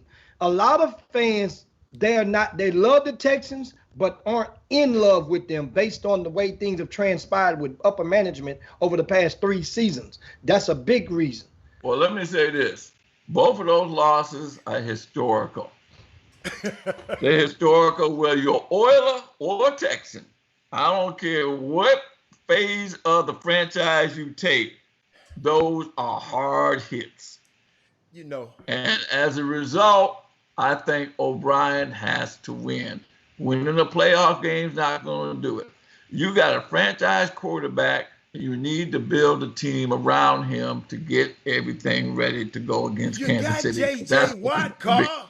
You got J.J. Watt. J.J. Watt's best days have been past him. He is on the way down. He's a great player, but he is past his prime. Jimmy, show everybody your I'm not 99 taking away from jersey. Jimmy, wear your 99 jersey. I've never it's upside down. It's 66. Yeah. I've never had a football jersey in my life. As far as and now, speaking of, like I said, the Texans and J.J. Watt, his agent, they did a good job on cashing, on getting him that $100 million deal up, right while he was peaking. You mentioned the timing is everything. Oh yeah. That looks like a quarter now, don't it? Yeah. You look at Patrick Mahoney's contract. His brother, J.J. Watt's brother, could end up having a better when it's all said and done. His brother could end up having a much more fruitful and productive career than of JJ. And I say his brother, of course he got 2 of them playing in the league. TJ and I forgot the other one name. And that's I'll say this. JJ got a lot out of his career, out of his talent, and he got paid. And I think he got paid. Happy that he made what he made. But like sports is, I mean, you're only good as your worst day. And what you try to do is you try to get paid and you try to do the best you can. And then it's a young man's game. Once you get those kind of injuries, you're not coming back to those levels again. So he's just trying to get the most out of what he's got left. Ain't gonna call it a day. And I don't blame him. Take it to the next level. It's time to think about something else. Wow. Now, speaking of J.J. Watt, another thing, of course, that helped his public appreciatedness was after Hurricane Harvey, and he was very visible in marketing and getting out there. No matter, it's been disputes for what happened to all of the money, which is always a question mark. No matter who nowadays go and get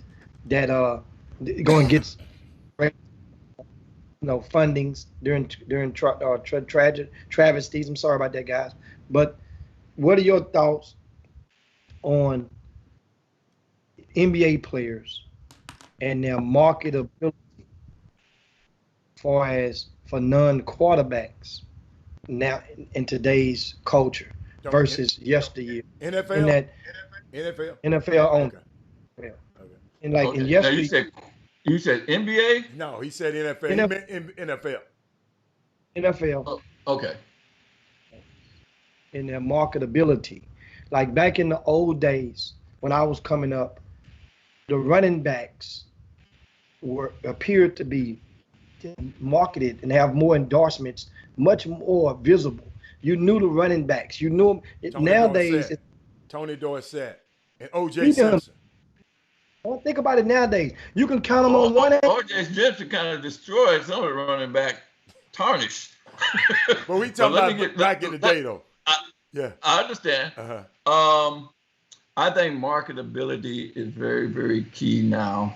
I think it plays a bigger role in society because of the information, because of the camera, because of social media. We now have different revenue streams. You can cross-brand. We did cross-branding a long time ago when we were representing Charles Woodson. Charles Woodson was wearing Jumpman cleats from basketball to football. We did the same thing with Penny Hardaway with Little Penny when he went to the Super Bowl party with Little Penny. So those cross-branding creates revenue streams that can advance to players well beyond the useful life of their contract. And one of the things when I first started PSBP back in long time ago, 1989, our whole goal then was looking out for our clients' best interest and helping them get the best contract. Well, today you can create revenue streams that go well beyond a player's contract. So when somebody's in their 30s, 40s, 50s, they can still make a lot of money if they can keep their image clean. So the real issue today is who you are, how are you perceived, and whether you can be successful in maintaining your brand, because you're now a brand ambassador. So to answer your question about running backs, if you look at the old traditional rules, the running backs aren't going to play as long because they are overworked. You can ask the Barry Sanders, you can ask the Jim Browns, you can go to the O.J. Simpson, the Eric Dickersons. There's a lot of different players. However, I think the salary cap should be adjusted to reflect the value of running backs because they have a short, useful life. However, if you're with the right management team, that running back can still make money. Let me give you an example. We just did a deal with Adrian Peterson to get him an extra $1 million in China when he didn't even got football. Because we used his marketability as a football player in America and used the global impact of that and used the social media to create a foreign market where he made $1 million over in China when, like I said, they don't even have football there. They have football here. Plus, Adrian Peterson has seen his best days. I don't care how good you are. It's a young man's game. And at some point, whether it's injury or just Father Time, your best days are going to catch up with you. Wow. So did I answer your question? Jimmy? Oh yeah. Looking at, of course, the running backs, these running backs, I was just thinking of some of the names, it's not, think about it. We know Derrick Henry. He emerged this year, had probably the most improved running back in the game. Well, he's a beast. He's got size. And even Lamar Jackson had to come back 2 weeks ago and say, you know what? Well, I'm wondering why y'all didn't bring up Lamar Jackson when y'all talking about quarterbacks and having an impact on his contract. I thought you was going to bring it up. Well, he's next up. He's next up. This is his year because you got to realize, you see the narrative. He can ask for that money. Hey, they can pay him just like they did this guy. This ain't gonna have to be his year. But if I were him, you don't go to the table until the iron is hot, which means he needs to be an MVP. Yeah, he was the MVP, wasn't he? He was MVP of the regular season. He didn't do it in the same year that he won Super Bowl because he ain't won Super Bowl. Oh, so he got the trigger. He ain't won a playoff game yet. Exactly. Bob won no playoff games than him. So what that means is he's got the potential. Y'all leave my boy alone. But they haven't built the team around him to give them a real shot to move forward in the playoffs. But Jimmy, that's what's my man? I I like Baltimore, though. I like Baltimore. They just, as he said, when he just confessed, they took Tennessee very lightly. But see that's a gray matter deal. That's between the ears. That's a coaching. That's a strategy. They have the ability. They got the talent, but you got to put it together. Jimmy, I'm gonna tell you why Derrick Henry is having a problem right now, Carl and Jimmy. The Todd Gurley deal. Todd Gurley didn't pan out, so they are skeptical again because they gave they gave Todd Gurley that money like they gave to Zeke before his contract was up, and then he went and laid egg. Let me say this, Mr. Hatter. Come on. The key in negotiating contracts is you negotiate leaning forward. You don't let the team use the fact that someone got a big deal and they didn't perform. Let me just tell you, remember when we represented Chimanga Biakabatuka? Touchdown, the reason Tim. that was so key, touchdown, Tim. The reason that was so significant is there was a young man named Lawrence Phillips who went before him in the draft. Right. And he did not get a signing bonus. He was the 3rd pick that year, and Tim Biakabatuka was the 8th pick that year. When I was dealing with Bill Polian with the Carolina Panthers, Bill said the number 1 running back didn't get a signing bonus, so how in the hell is the number 2 running back going to get a signing bonus? And I said, Bill, I don't represent him. I remember you told that man. Exactly. I said, I don't represent Lawrence Phillips, just like you don't represent the Rams. Okay? However, Tim Biakabatuka ain't going to jail like Lawrence Phillips. Right. That's the reason the signing bonus didn't get paid. I said, Bill, what you really need to be looking at is Kerry Collins' contract, who was the number 5 pick the year before when you did an escalator and a signing bonus. And then before it was all said and done, Tim got a great signing bonus in a contract. As a matter of fact, his escalator was greater than Keyshawn Johnson, who was the number 1 pick that year. Hey, Keyshawn them got mad about that. That's a running back, Jimmy. That's a running back, and that's a running back with a good contract. But he got hurt. If he didn't get that signing bonus, his life would be a whole lot different today than it would have been if somebody else would have represented him. And heed to Bill Polian's comment on he shouldn't get a signing bonus because the number 1 pick didn't get a signing, or the top number 1 running back didn't get a signing bonus. I got something. So my point is, you got to put those things in the right perspective when you're representing your client. Carl, I want Jimmy. Jimmy, it was a time where Al Davis did not give signing bonuses to nobody. Carl, could you explain how in the hell did you go in there and made that man? I mean, this man ain't never, Jimmy. Just do it? No, I don't want to hear it. How did you manage to persuade him to give Charles Woodson the signing bonus? Well, it was a little different. It's not exactly how you said it, Robert, because it's not that he didn't give signing bonuses to anybody. He just didn't give them to rookies. That's what I meant. I'm sorry. Oh, okay. To rookies. The year before, I was dealing with Bruce Allen, who was a general manager of the Oakland Raiders. And they were contemplating taking Orlando Pace. Orlando was my client that year.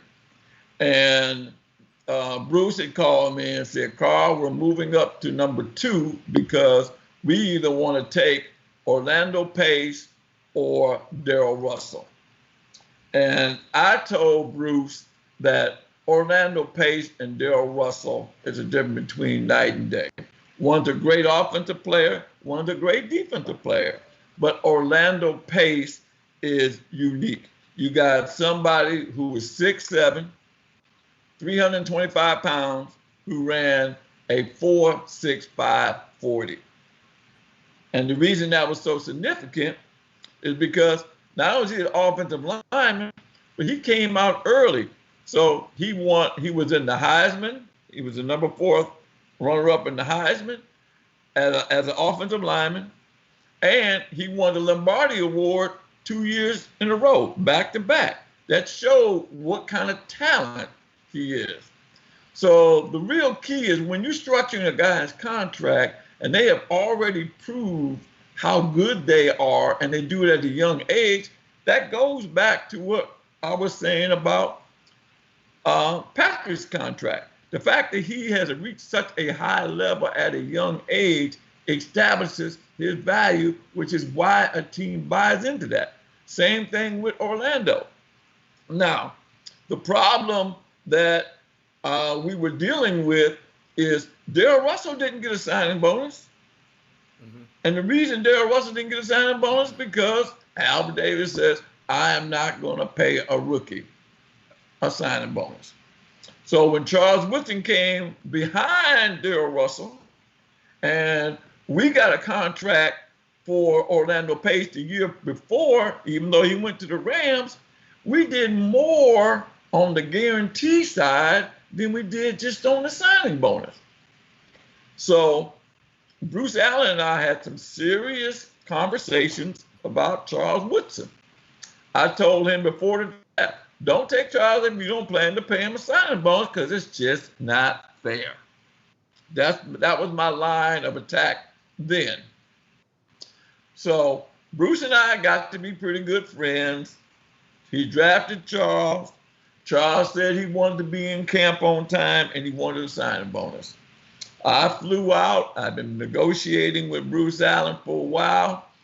I'm gonna say this part because it's kind of significant on the signing bonus. I kept pushing signing bonus, signing bonus, signing bonus. And I just said, look, Bruce, this is a classic deal for a rookie today. He gets a signing bonus, he has a voidable, and he has an escalator. Those voidables and escalators are ways to exceed the 25% rookie rule.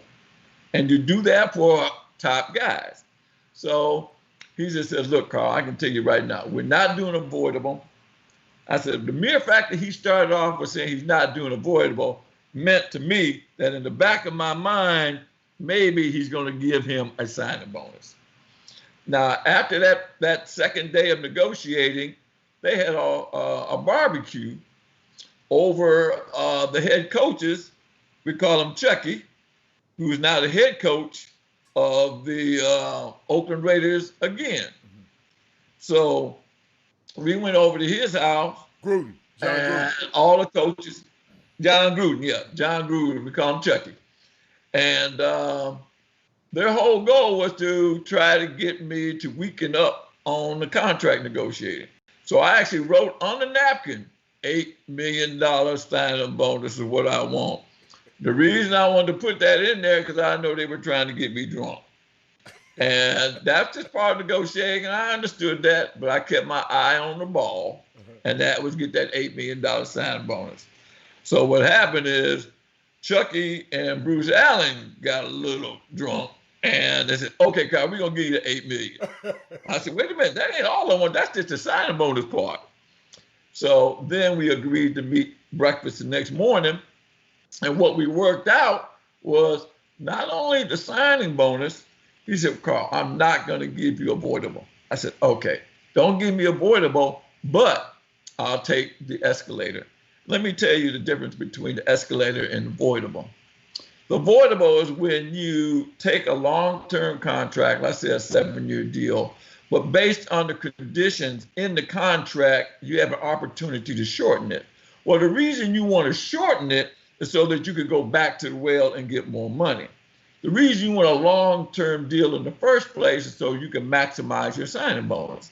So take a long-term deal, get a maximum signing bonus, and have an easy opportunity to reduce that deal based on the player's performance. Okay? Now, the Raiders didn't want to do that because they didn't want to shorten the contract. They knew they wanted Charles Woodson for as long as they could get him. So the escalator is another way to get around that 25% minimum rule, but it's based on certain criteria similar to shortening the contract, but instead of shortening it, you increase the salaries. So in Charles's case, we created 4 escalators, including what is now called a super duper escalator. And we created that escalator because Charles Woodson was such a universal player. He can play offense. He can play defense. He can affect you on a kick return, a punt return. He can change that game in an instant. And I wanted him to be compensated if he were to do that for the Raiders. Now, the Raiders kept saying, well, we don't want to put him on defense. We don't want him doing punt returns. We don't want him doing this. We don't want him that. I said, I understand. But you have a world-class athlete at your beck and call, do whatever you need him to do. And I don't want to limit that. I want to make sure you compensate him in case he does that. So what happened is we created an escalator tied to his Pro Bowl. So his Pro Bowl escalator allowed him to make another $8 million beside the $8 million that he got in his signing bonus. And the way that worked, not as a avoidable, again, but as an escalator. So what it essentially said, Jimmy, was if your team plays and 40%, or if Charles plays in 40% of the defensive plays, and the team wins so many games, and you make it to the Pro Bowl, then you don't get money now, but you get $500,000 added to the remaining years of your contract, which means that it is going to be weighed to benefit the player. The sooner he does that, the more money he's going to make. So what happened there is he got $2.2 million each time he went to the Pro Bowl. And he went 4 times in a row. Yes. 2.2. How did it come out to 2.2? You say he got 500,000 added to the next to the remaining years, to each year left on this contract. 500,000, 500,000, 500,000, 500,000, 500,000 comes to 2.2 million. Okay. So I mean, if he made it what if he made the Pro Bowl the following year? Yep, he got another 2.2. Same thing. Okay. And let me tell you another story that happened. We were at the Pro Bowl, and Charles Woodson, Ray Lewis, Peyton Manning were all at the Pro Bowl, sitting on the side of the pool, having a drink or two. And Peyton was talking about he got $100,000 for going to the Pro Bowl. And Charles kind of laughed because he thought he was joking, because they were both rookies. He said, "You got 100,000? Yeah, sure. Ray, how much did you get?" Ray said, "I didn't get nothing." He didn't use the word nothing, but he said, "I didn't get anything for going to the Pro Bowl." Right. So Charles said, "Oh man, y'all playing." He said, "Man, I got $2 million for going to the Pro Bowl." He said, "Oh man, you BSing, man. No, you didn't." He called me on the cell phone and said, "Carl, you got my contract with you?" I said, "Charles, I really don't carry it." I said, "I can pull it off the internet and get it." He said, "Didn't I get $2 million?" I said, "No, man, you got 2.2. And he started laughing. He said, "Oh," Carl said, "I got an extra 200,000. I guess I have to use that for something else." I remember that. And they just started laughing about it. So anyway, did Charles pay for dinner when we went to that place, and all of us he probably paid for dinner. I went to that Chinese restaurant. Yeah. And they paid for dinner. As a matter of fact, he even paid for us to fly out there to go to the game. Wow. To go to the Pro Bowl. Yeah. Because that's how he took care of his family. And that's how he operates. Unbelievable. Well, man, I don't know if that answered your question. He got the signing bonus because we made that such a big deal. And they were the only team that didn't give a signing bonus.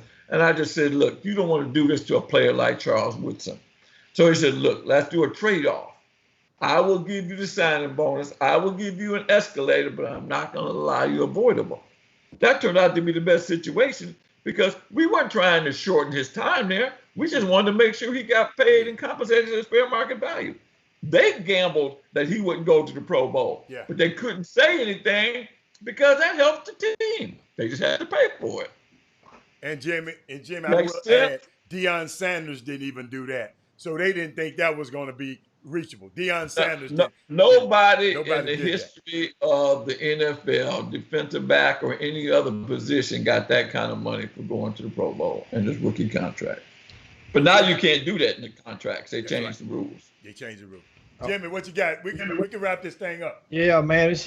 That's some good. We can roll all. They know 2 days in a row, guys, on the Chop Shop. Wow. We had two uncles from the old school that took us on a blast to the past and rolling down the boulevard. And as we, of course, Carl Poston, and we thank you so much for sharing your wisdom.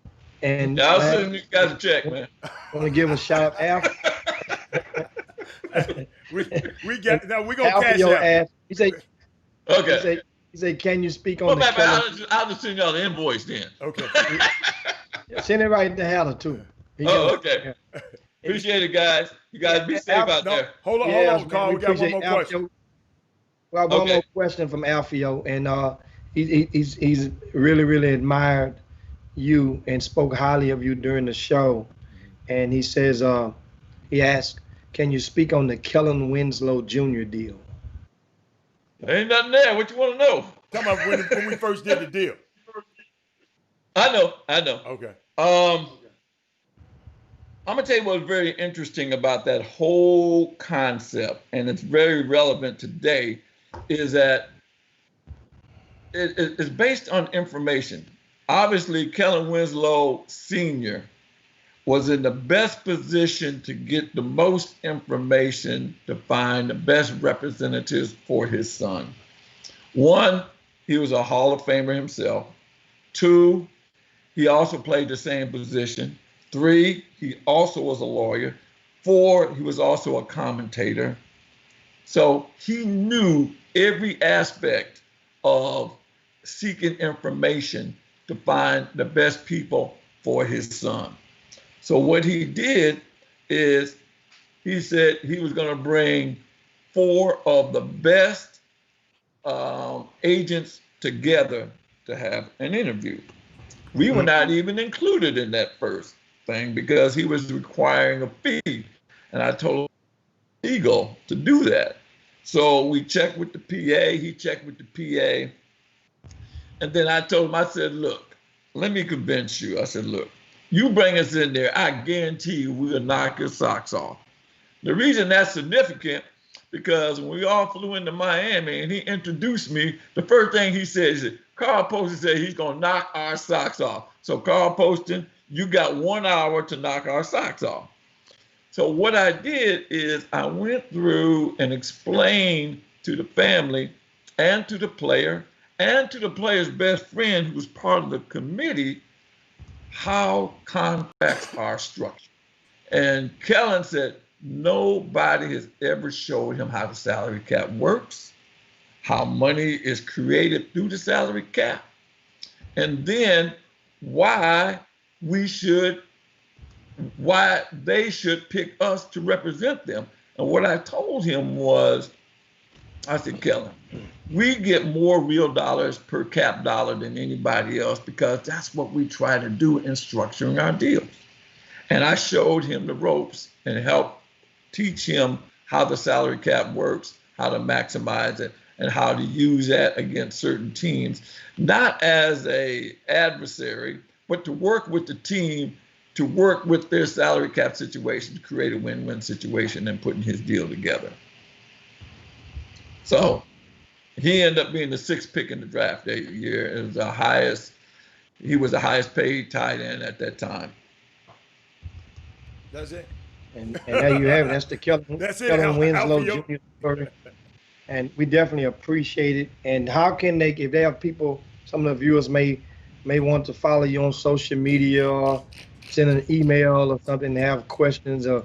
I gave you my email at cposton@psplg.com. Okay. And there you have it, guys. Well, that's as far as I'm going to go. Well, that's a good thing. We definitely appreciate it, man. Once again, great convo. And you guys brace yourselves on tomorrow. I know it's Women Rock Wednesday, but on the back nine, we expected to have another exclusive on the Chop Shop And when I say exclusive, you don't want to miss this show tomorrow. And this will be the first public conversation from this man. And so I wait till it's already confirmed, but I want to make sure that he's confirming the time. And he says he's going to join us tomorrow. Hell, I can give it to you guys. What you want me to do? How to hold it? Keep it in my pocket? Or Man, you know what? I get sick of you when you do this. You always tell, man. Listen to me, y'all. I'm finna tell you a story. Jimmy got a website, right? And me and him get up there talking. Get what he tell me? Man, you got to look at the website. Dude, I'm right here. Tell me what the hell going on. He trying to send me to his website so he can get some more clicks. Now that I understand it, I used to didn't understand that a long time ago.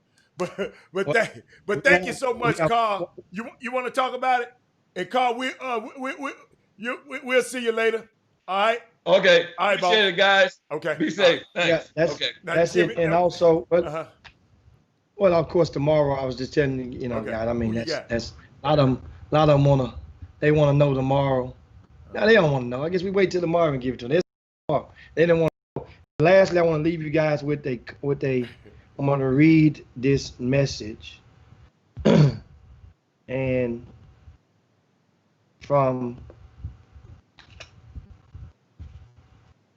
here we go. I'm posting it up right here. Okay. Here we go. As we get ready to land the plane on the chop shop.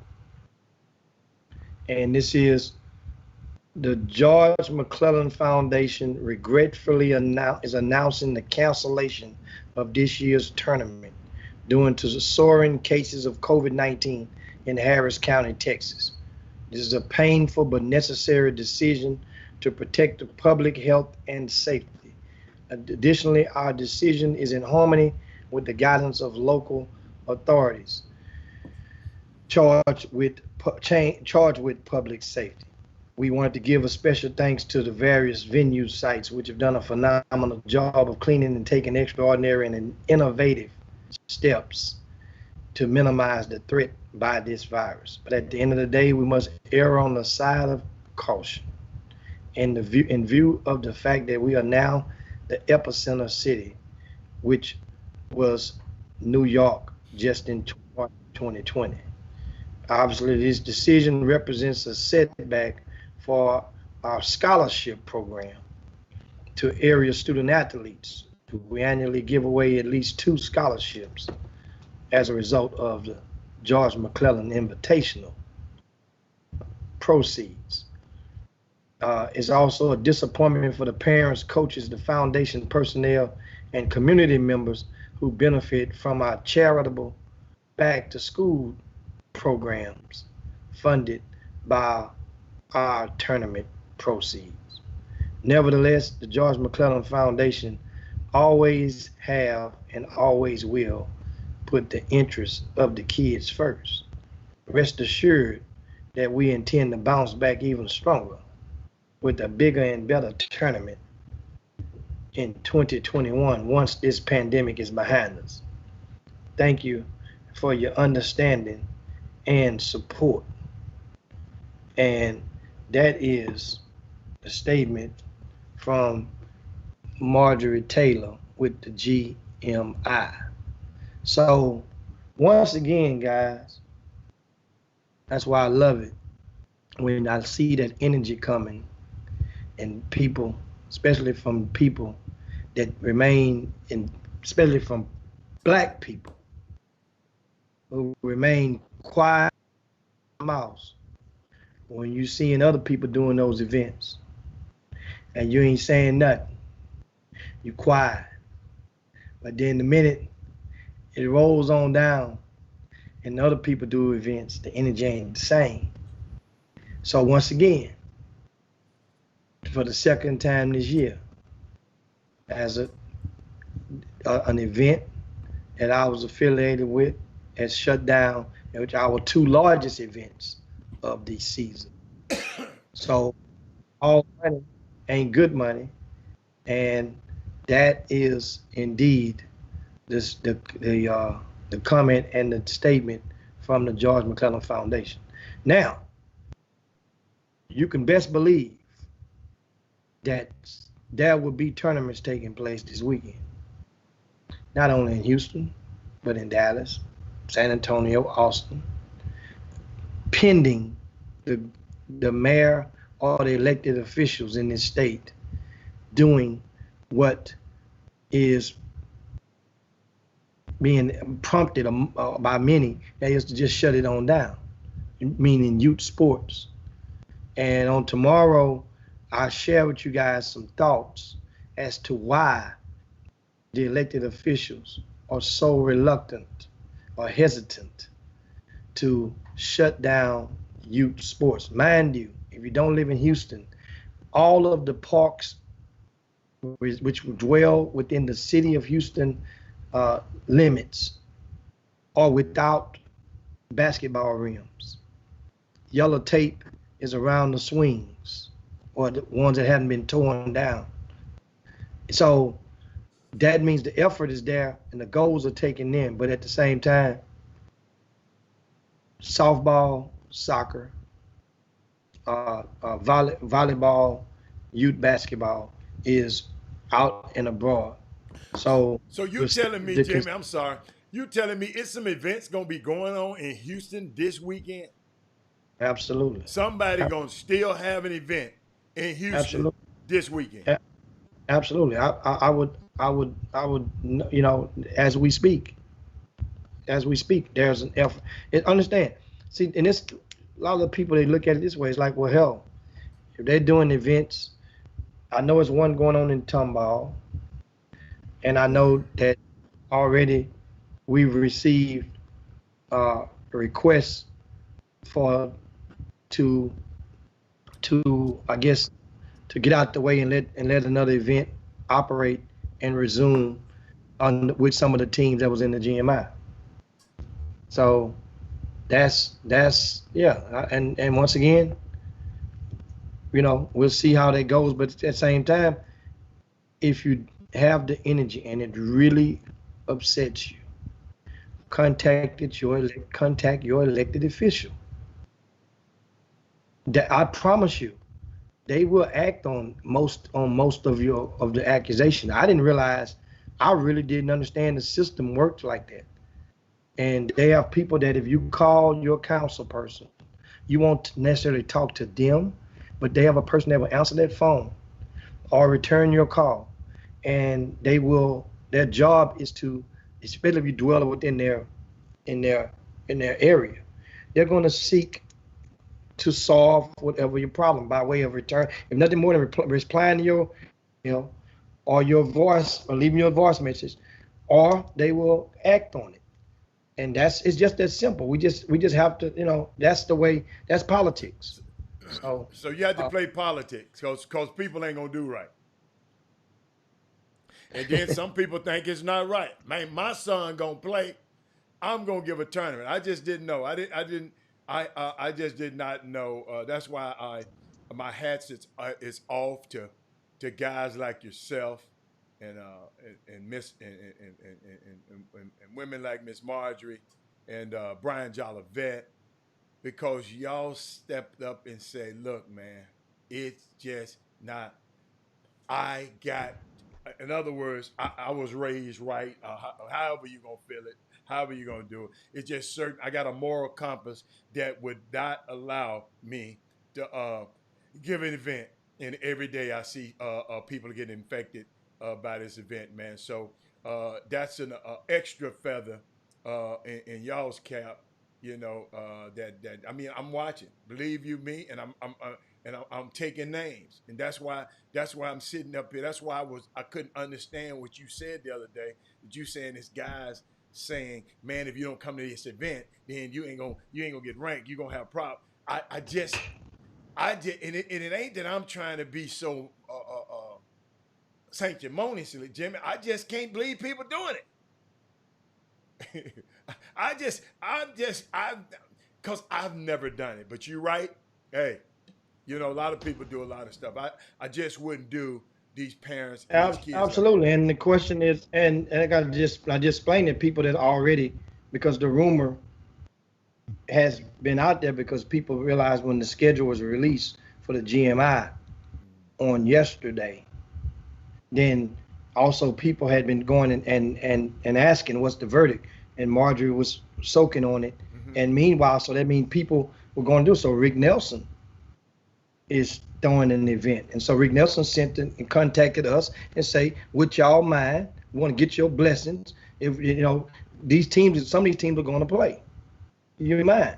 Say, I mean, Rick, only way on the two stipulations. Number one, if you agree to donate a scholarship to the George McClellan Foundation. Number two, if this event does well, will you agree to not do the event again on the same year in 2021? That way, it's a one-hitter quitter. Rick said, okay, you know, and so that was, and Rick, you know, we have which is a different topic. Rick Nelson and myself, we worked together with the Southwest Exposure Camp a year ago. Camps are different. That camp, yes, is still going on. Why is camp different? Why is camp different? It's different because you don't have to manage the influx of parents and the teams. The camp will have no parents will be able to come in. Okay, no parents. So no, okay. None. Okay. So, and you can easily remember with a team, it's hard. It's easy to exceed the threshold. With the camp, there's only like 60 kids, and you're in a place like the MI3 Center, you're spread out. I got you. So it's easy to manage in that, and they've had the meetings. So y'all can create more of a bubble there. Yes. And so that's I like that. And then you know what? With teams, when they play, they got to leave out the gym, come back in and play the next game. With a camp, they don't leave till it's time to go home. I got you. Okay. You see, so camps are much more manageable. But that can be managed. That can be managed. That can be managed. Yeah. Yeah, and Mindy said, did I say 8 members of one grassroots? I say about 8 of a program, Mindy. I didn't say 8 of one team. I say 8 members of a program. Yeah, tested positive. So that's the rumor that I heard allegedly, and that team is not playing. They've shut it down. And you guys understand. That's the narrative of it. If you know somebody that's sick, a lot of people will say, this ain't nothing wrong with me. I'm good. I'm good, and go out there and it's not worth it. Sit down somewhere. So that's the thing. We are on tomorrow. Okay. Our special guests. Understand, guys, this is really, really big tomorrow. One of the most powerful persons. We normally have Grassroots Day on Thursday, but this is the only day that he can get in and get on the Chop Shop. So it's scheduled for tomorrow. Once again, one of the most powerful people in grassroots basketball history, right? This man here, I'll need you to just go Google the name. I'll leave you as we land the plane and slide down Dino's back.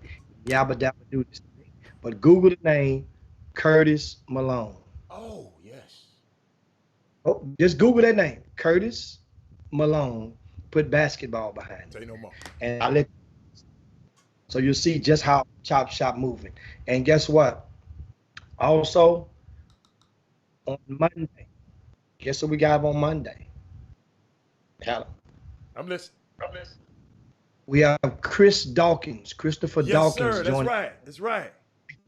And on the HBO show, The Scheme, he'll be joining us on Monday for a conversation, and he promises to add some stuff that it was not mentioned on the HBO documentary and take us through that trial with the NCAA corruption trial and stuff. That's gonna be, and I'm not even gonna tell you who's on Thursday. I'm just gonna keep that one up under the. Yeah, don't tell everything. Proving to you guys just how great this show has become and can be in the future. So Jimmy, meanwhile, you guys take. I'm glad you said that. The guy that they just had on this show, he don't come on nobody's shows. Carl don't. It's very rare that you'll find Carl doing that. So you're right, Jimmy. We're blessed enough to be able to have powerful people that do extraordinary things, and they appreciate this platform. And so guess what, Jimmy? What's your favorite word? So y'all don't be stingy. Share the show. Jimmy said, don't be stingy. Share the show. And please, let's increase the. Tell your friends and tell another friend to let's subscribe and hit the bell on YouTube. And let's get this thing. Jimmy, we at 400 and something now. Jimmy, I'll go, let's get to 1,000. Let's get us to 1,000. Chop Shop, let's get to 1,000 and let's make this thing work. Okay? All right. Yeah. Yeah, so Jimmy, go on slide it. You want to slide it one more time? Yeah, we did it. We did it already. We just All right, I'll baby, see you guys on tomorrow, man. Peace. Okay. All right. Jim Hicks, Rob Hatter, you are now tuned in to the Chop Shop. I'm Retro. Let's get it. We in the Chop Shop. We live in the Chop Shop. We talking sports talk. We live in the Chop Shop. We in the Chop Shop. I'm talking sports talk. So turn your dials up. It's live in the Chop Shop. We in the Chop Shop. We live in the Chop Shop. We talking sports talk. We live in the Chop